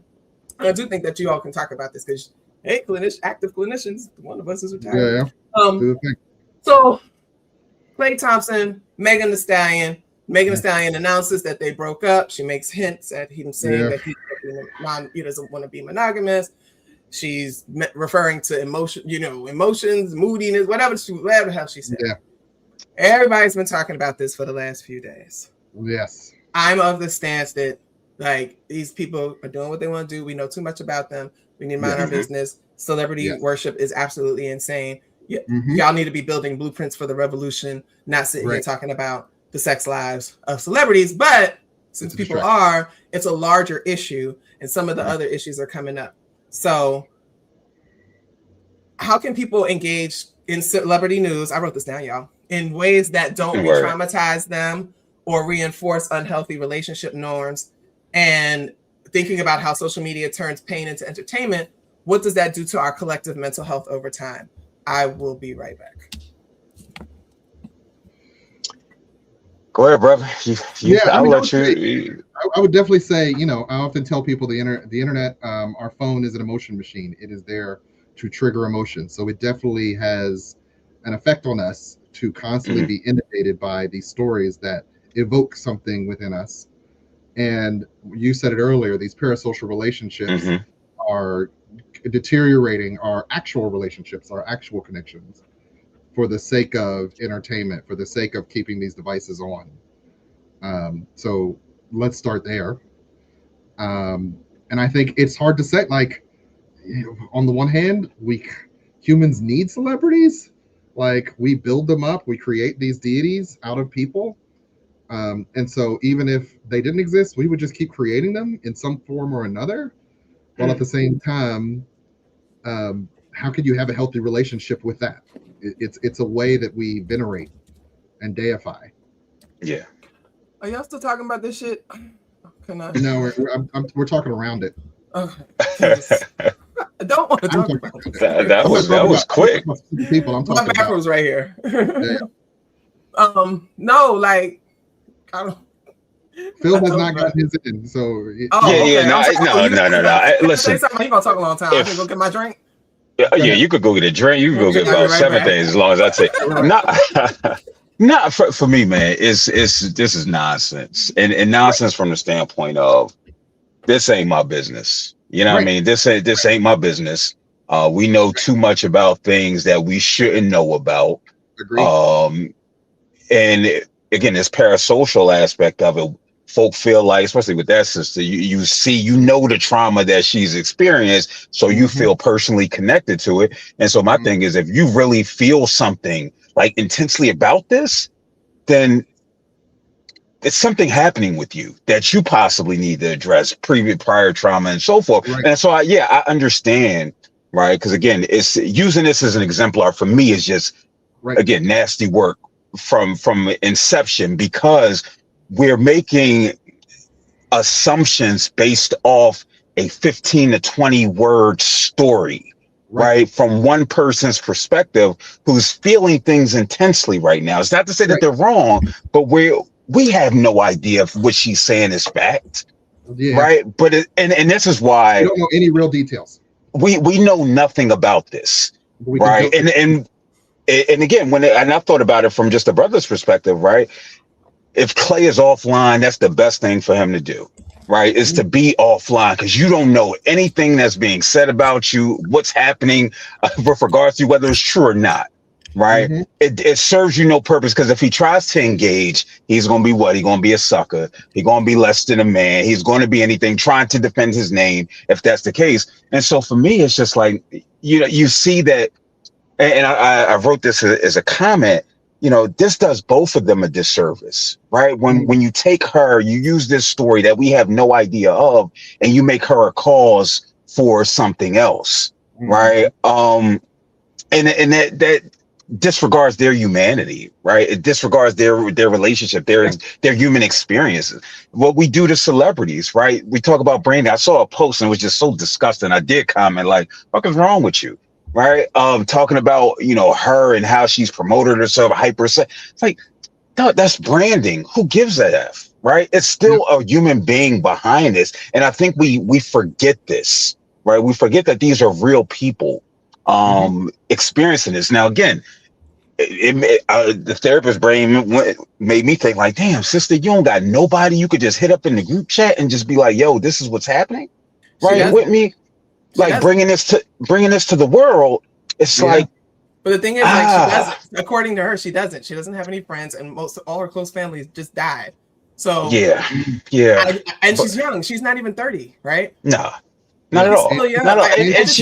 I just think we think differently about that. I think that the younger generation has a very different connection to this. This is her group chat, like, for sure. You know what I mean? So I think we're looking at it as people who were always told to keep our business, you know, family business stays inside, you know, all that kind of stuff. We grew up with that, but she grew up, and like her generation grew up where these are their friends, these are their people, her fans, and she has told them she doesn't have any close friends. And then she lost her closest friends. Yeah. And so I do and think her whole life is online. And so I agree. Like, I wouldn't do that, you know, but I know why she did.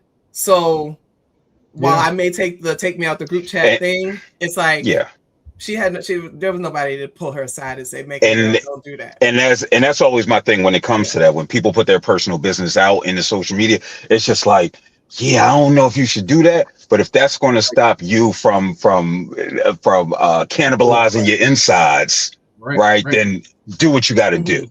You know what I mean? But I just think about the collective response, right? The Substacks and the think pieces and all of this that's coming from this, and it's just like, we know what it's for, right? It's for the currency. You know, it's for the currency. So I think that I think that you and I were talking about this. There are actually real issues embedded in this that we no doubt. We're not getting there because everybody's kind of stuck in this place, right here, right? You know what you were describing, and so I think that was where my frustration is. It's like, I get it. Like somebody said, they said, and I agree with this. A lot of women can relate to her via her trauma. She had an album called Trauma Scene, which is actually the best album she has, right? Like, she really is one of those ones that pours in her music and shares it with folks. And if you listen to that album, then you know Meg got a lot of stuff going on, right? So she is presenting in ways that women can feel they relate to. A lot of them have seen themselves in the things that she has shared that she's gone through. And they were rooting for her because they're rooting for themselves, right? If she can do this, right? If I've been told that if I shake my ass, blah, blah, blah, nobody's ever going to choose me. Well, she did all that and a man still chose her. She made a song called Wet Ass Pussy and a man still chose her. Wow, here's an example of a woman that was allowed to be sexually free and do her own thing and make money and go to college because they're telling us that our degrees don't matter if we can't cook. You know, here she is, this successful woman making these albums while going to college, while facing with the grief of all these things. She's amazing. She deserves. Girl, you deserve. And then here comes this image of this good man taking care of it. Meet my mama, buy you a house, buy you a car, all these things. All the women that can connect on that level were rooting for her. Yeah, like, oh my gosh, he got the one, right? But it was more for her. It was more like after you just got shot in the foot, and have to deal with the whole world blaming you for that, right? All these things that we've publicly seen you go through because you shared it with us. Yeah, we just wanted you to have your happy ending, or to get whatever, because that makes us believe maybe we also can have that. So yes, I understand why I think that there's larger conversations to have, because we have to remove Meg, we have to remove Clay, we have to talk about the larger issues. Exactly. And we're just not getting there. We're kind of stuck in this place right here. Play in the mud, right? We play in the mud. Deeper analysis. We don't do that. We'd like to because the main conversation that's been going on is the whole thing about non-monogamy, right? And I'm like, y'all are dumb. Like, I'm sorry, I didn't mean to be like that, but like some of the most pedestrian takes, some of the most like, you even know how to spell this word kind of takes, right? Everybody got something to say about it. But I'm like, wow, there actually is potential for us to have important conversations around that. But even, I mean, I posted things on Threads, did not put either of their names in it. Just kind of like, here's a concept. And then the replies are, yeah, but she was this and this. And yeah, but he was this. I'm like, I'm trying to push us past keeping it with these two young people that whatever they're doing in their lives, it's like, here's something that we could talk about. You know what I mean? Yeah. Folks are still stuck in the... I mean, but also, I mean, once again, there are people who are prepared for high-level discourse, and there are people who are prepared to just kind of stay at the low level of a discussion, and they used to call them the low vibrational discussions. And more of America's kind of there. They're not ready for an upper level discourse about all the issues. For those of us who spend our time reading and studying and talking deeply about these issues, we can see, there's nuance here, and there's probably some things about society that this is reflecting, but get out of here, nerd. I saw a thorough Chat GPT written post about the situation from somebody. I was like, yo, this joint is fire. Like I couldn't lie. You know what I mean? But then again, you don't have to do the thinking. Right. And so that's what we're seeing. I've seen a lot of that, especially with regards to this situation. I'm one of the feminists that ChatGPT pulls from. I got the lawsuit right now. They take from my work in my book. So a lot of your shit is going to sound as good as I do. Because if you put in a prompt that says, what would the Black feminists say about this? Who's one of the most recently popular Black feminists? They're going to go to my work. Well, and that's going, and ChatGPT is going to use what I say to make you sound good. You're right. That's why I have the feelings I have about this stuff. It's just like, and I had the whole rant today about people, pandering and stuff. I'm like, just shut up. Just stop copying and pasting what one of us said, put it in ChatGPT, come back, act like it's a whole new awakening for you as a man. And just leave it alone. Go back to talking about gaming. Any baseball season? Go back to that. That's day sport. That's day sport. Yes. So, okay. Is it out the system? I didn't. Please. Out the system. Okay. So we talked about that already. I want to talk a little bit about Philly. I want to talk about Philly because I think about, I've worked with Dr. Hall long enough. I'm getting to know you. I've kind of looked into your background a bit, watched some of your videos. Saw you on season 1 of The Secret Millionaire. Then people probably like, wait, no. Yes, it is. And so I was actually starting season 2, and I was like, what is this show about? I said, let me go back and watch season 1. And then I put it on. And I hear a voice, because I usually recognize people's voices. If I hear a voice, and I was like, and I looked up, I said, I know that ain't Phil. To a Hollywood celebrity. Look at that. Please. So that's like D-list reality. No, I went I'm back there and with watched, like Real and Chance. No, but listen. I went. Rest in peace, Chance. But yeah. No, I went back and was watching and stuff like that. But anyway. So you Philly. Born and raised, right? Yeah. Born and raised. You ever live anywhere outside of Philadelphia? Unfortunately, Bloomsburg, Pennsylvania. Oh yeah, because you went to school. Yeah. Yeah, for 4 years. Yeah. But that's it. Okay. Yeah. And so this is home. This is what made you, right? Very much shaped you, right? For sure. And then I think I think about Dr. Hall. Like you're in Cincinnati, but you are from West Virginia. Yep, Appalachian. Appalachia. That's what they said. Appalachian. They said I was saying it wrong. Sure, it depends on where you're from. And you said you said before you were a preacher kid, right? You were PK, PK, right? yes. You were a PK. Yes. Right. And then your parents went to college? Both my parents have master's degrees. Yes. Okay. Phil, may I ask, like what your family background was? They had them? Yeah, so my mom's a therapist. She started her doctoral program probably like the early 2000s. Okay, but yeah, her story is Yeah. just beyond interesting. She, again, this is why like these types of conversations are so meaningful for me, right? Like she, when she was a newborn, her mom sent herself, navigated some mental health issues. She was about to throw her out the window of a moving car. One of her elder sisters, my aunt, said, no, I'll take her. They all ended up in foster care, right? So my mom grew up in foster care. She emancipated herself when she was 16. She ended up going to get a GED. Then she ended up going to Lincoln in like her 20s. She already had my brother at that point. Ended up going, she was working in the kitchen and so forth. Ended up going to Lincoln, getting her degrees, a master's degree. Drug and alcohol counselor, then running some mental health programs here in the city, victim / survivor of assaults and so forth, you know what I mean? So like these, and I talk about it in my memoir that'll come out in like 2047, but right around the same time that the Hall's book is gonna come out. Word.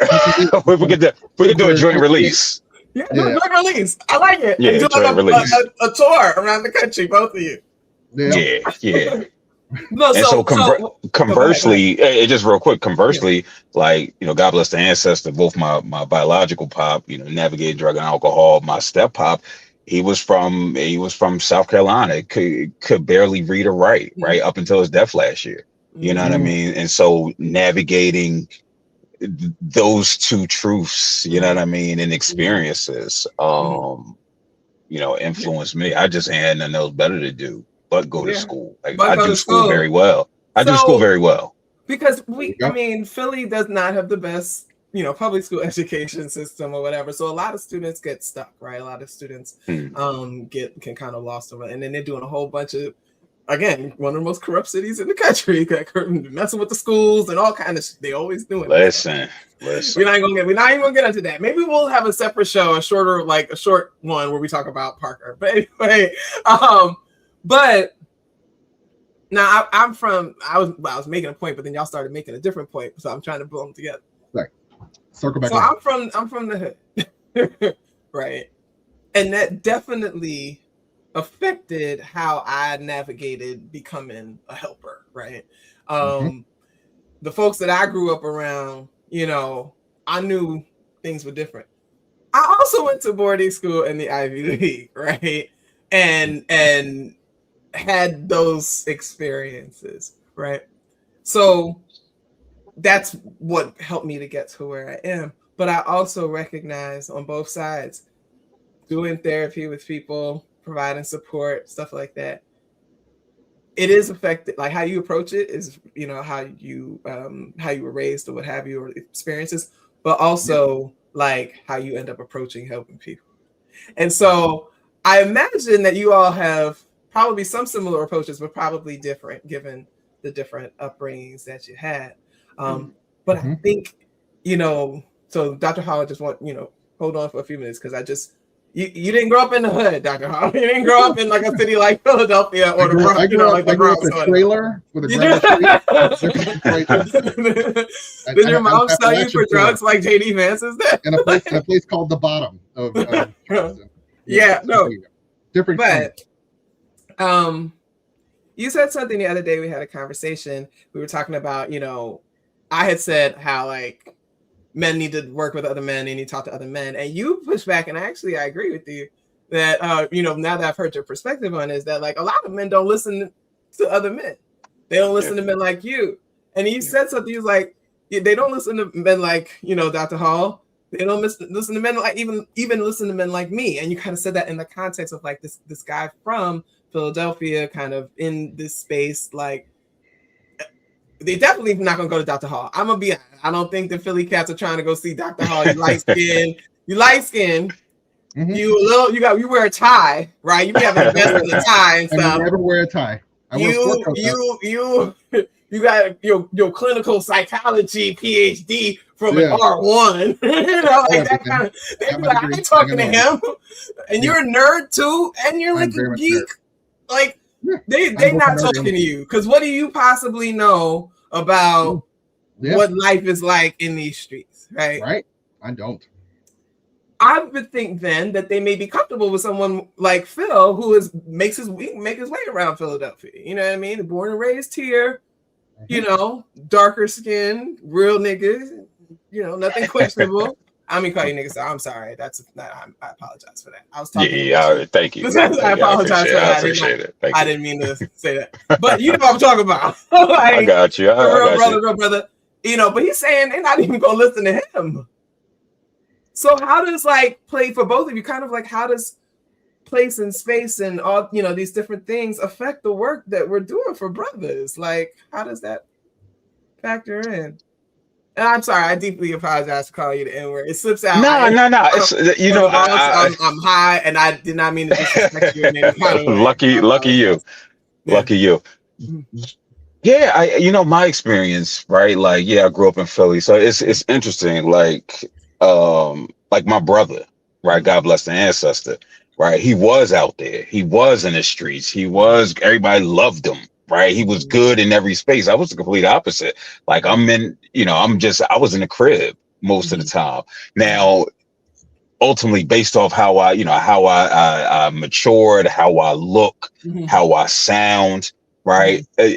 Part of that is this performance of strength, right? And so, yeah, people do, you know, just as much as I intimidate white folk and I find myself shrinking in spaces, you know what I mean, that I find myself into, something that I'm still working on to this day, right? But yeah, it is this idea of like this disconnect, like despite, you know, my mother, you know, did her damnedest so I didn't have to feel what we was going through. You know what I mean? And what we had to navigate, my brother felt it a whole lot more.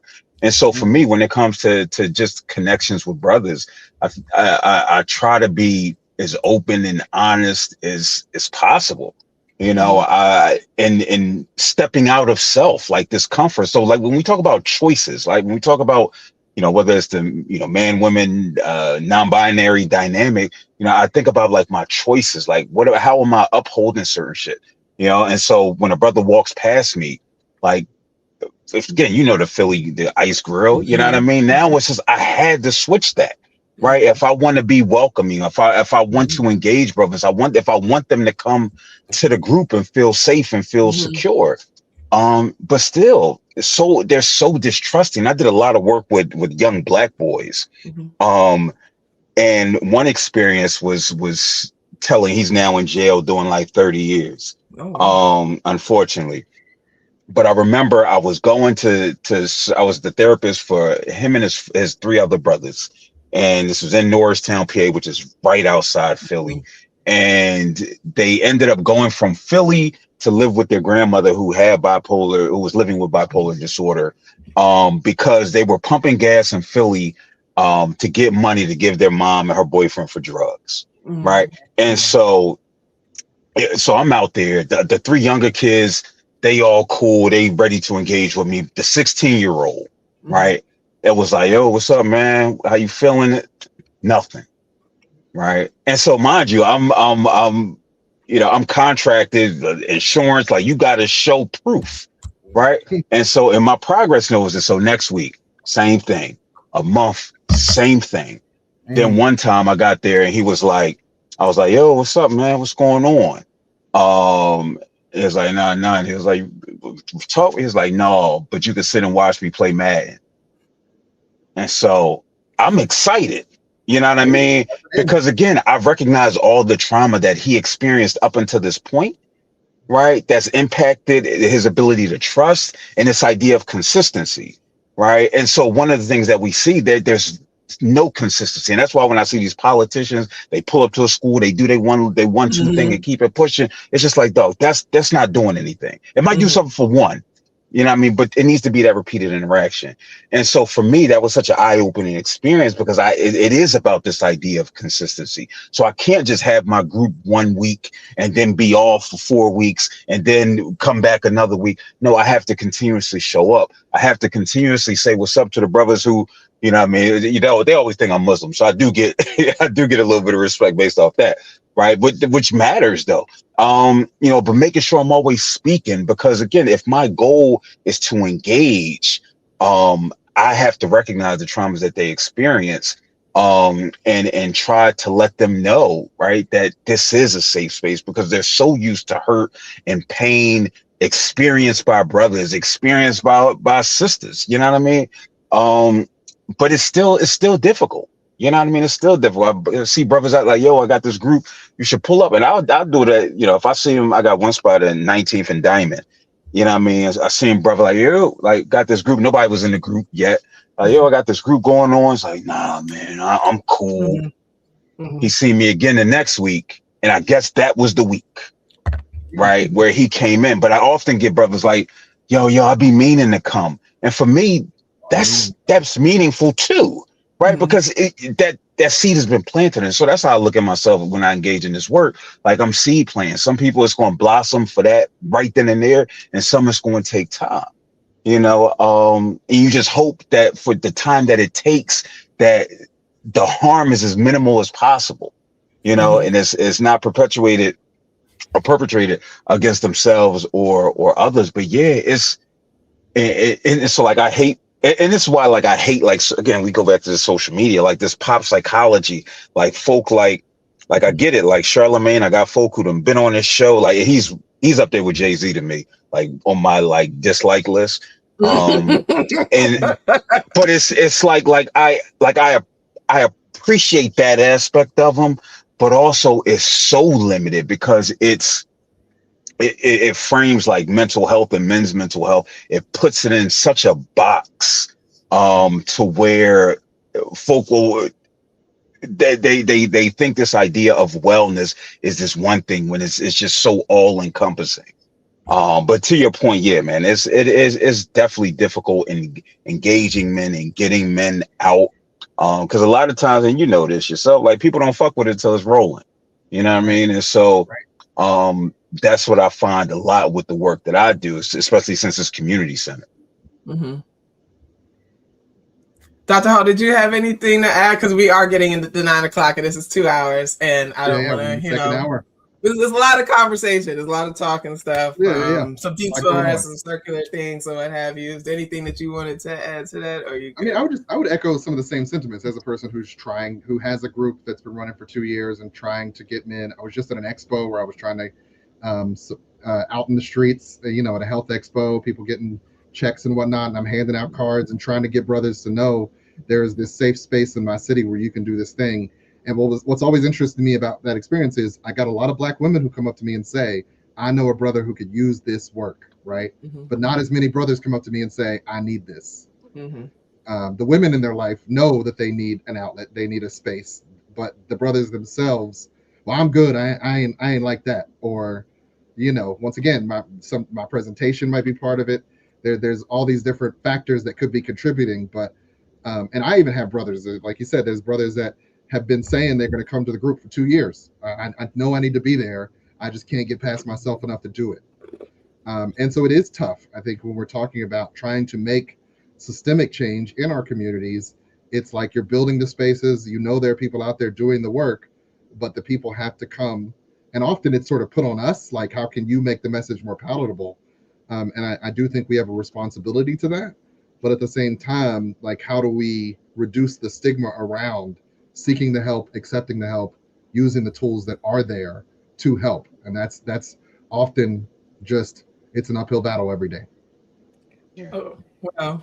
You mind if I speak to that real quick? Just because it made me, like 30 seconds. Real quick.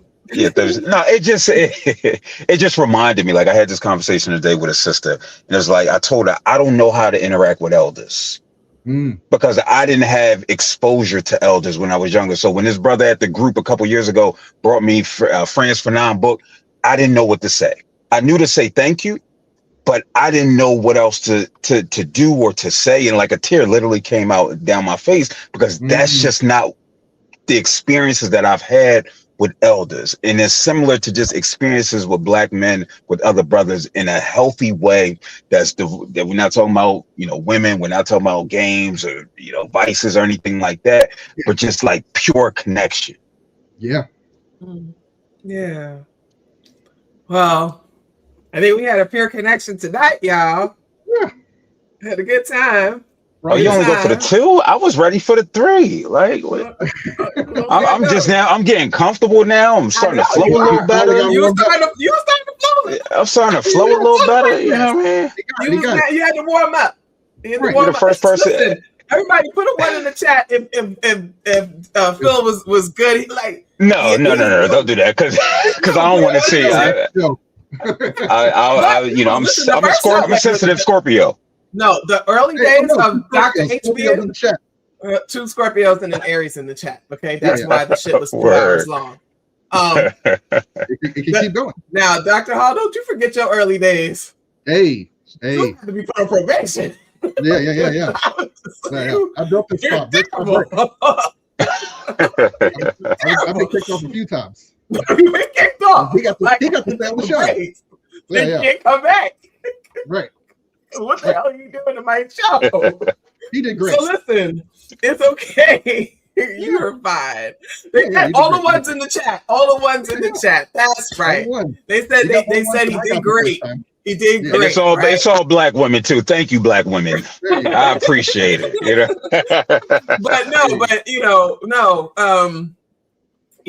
We this show, we focus mostly on politics because this political theater, it's all about calling out the BS.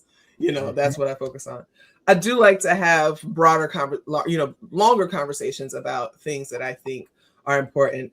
And for the last few weeks, there have just been so many conversations, many of which I expect to be what they are because people are only going to be so far. Some I've found ridiculously annoying, whatever. Black feminist woman, offered my platform and my space and invited 3 Black men to come and talk about these things. That's more than your favorite Black male podcaster has done. He's gossiping about a basketball player and a rapper instead of bringing in folks to have these conversations. But y'all always want to talk shit about the Black feminists and we're ruining the communities and we're white women. We learn from white women and all this shit, right? But I just want you to recognize that I am about that life, that community building life, that Combahee River Collective statement life. I am in community with progressive Black men. I am willing to work with those men to save us all. It's not no man, no woman. Those are European terms any damn way. It is all of us. It is all of us.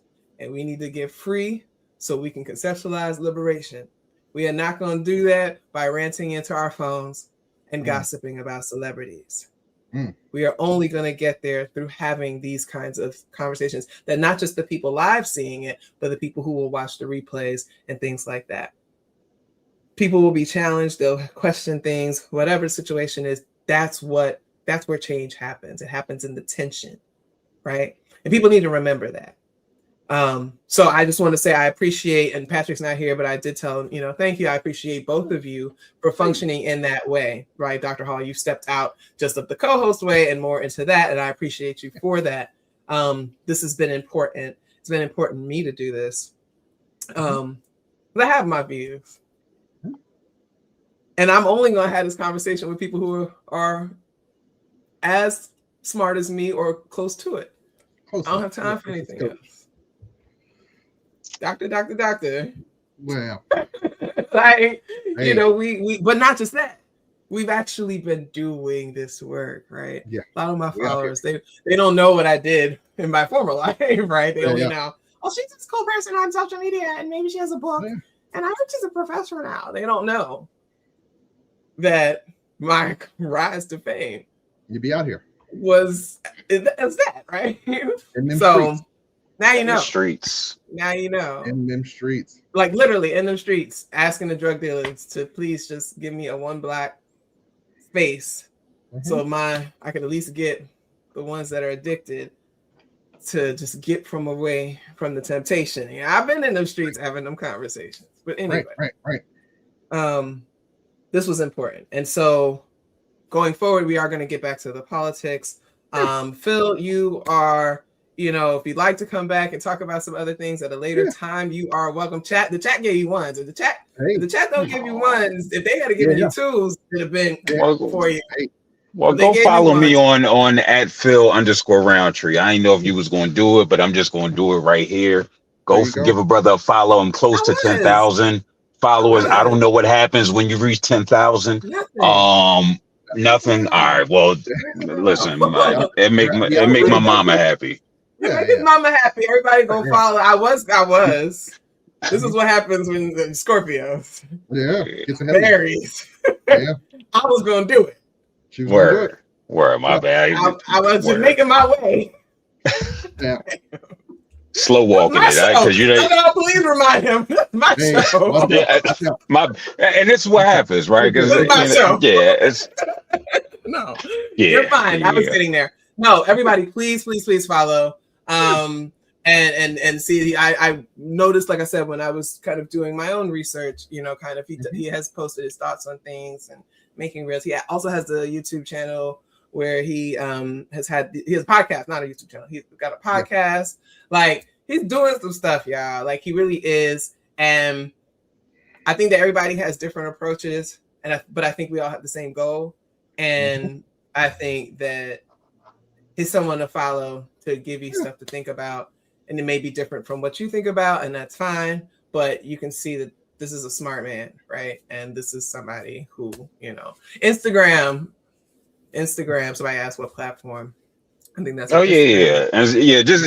at the stage now. I'm like, yo, you could, if you Google me, just don't look at the Rate My Professor. Don't look at that. I still got smoke for them people. But yeah, if you Google Phil Roundtree, all my stuff will pop up. He pops up. So and go watch the TED Talk and those kinds of things. Yeah. Don't watch that. They get them people money. We already showed it in the intro. So you have to. Oh yeah. It's out there. So it's out there. No, they know. That intellectual property, man. Yeah, that's why I never did one. But hopefully we'll have you back in the future. If you'd like to come back and co-host for a day, or just jump on and some stuff you want to talk about, you can always reach out to me, and let's we'll see if we do that. I appreciate you very much, Dr. Hall. As always, I appreciate you, and I'm going to remove y'all because I need to talk to my people. Hello, everyone. Thank you so much for the conversation today. Thank you for the patience as we kind of navigated having this, this third person and kind of having these conversations and stuff. Thank you for being patient through the technical difficulties and all those things. I hope people walk away from this particular episode understanding that, like, my goal is liberation. And I want to see it.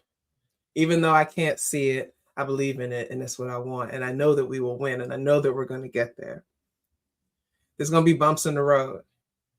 We're going to find people with whom we are in 90% alignment. We're going to find people with whom we are only 10% in alignment. We're still going to have to figure this out. Okay?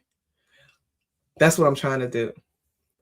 It is frustrating to me that so many people are more focused on likes and clicks and those kinds of things, how they can monetize things, than they are about actually doing that work. I've been working on this for a long time now, y'all. Like, I need people to do more. Less ranting on social media, more writing grants to do stuff in your communities. Fewer podcasts, more programs. Less messiness, more mentors. That's to everybody. That's not just the thing to Black men. No, it's to everybody. Everybody. 75% of Americans haven't read a book in the last year. Go read a book. Get off social media. Go write in your journal. Take care of yourself. That's what you need to do. But anyway, I love you all with the love of our ancestors. And I love you all with the love of liberation that I know we will get to. I appreciate you all so very much for supporting Political Theater with Dr. T. If you like, you can go to the merch store. I actually added a bunch of new stuff recently to the merch store. So go get some cute stuff for the summertime. I am going to be doing a Pride drop. I should have that by May 15th. So that way you can get ahead. Most of the stuff takes 5 to 7 days to get. So I'm going to drop it by May 15th. I'm going to have a Pride line. So we'll be doing that. I love you all with the love of liberation. I love you all with everything that I have. I believe that we will win. And I will see you all next time.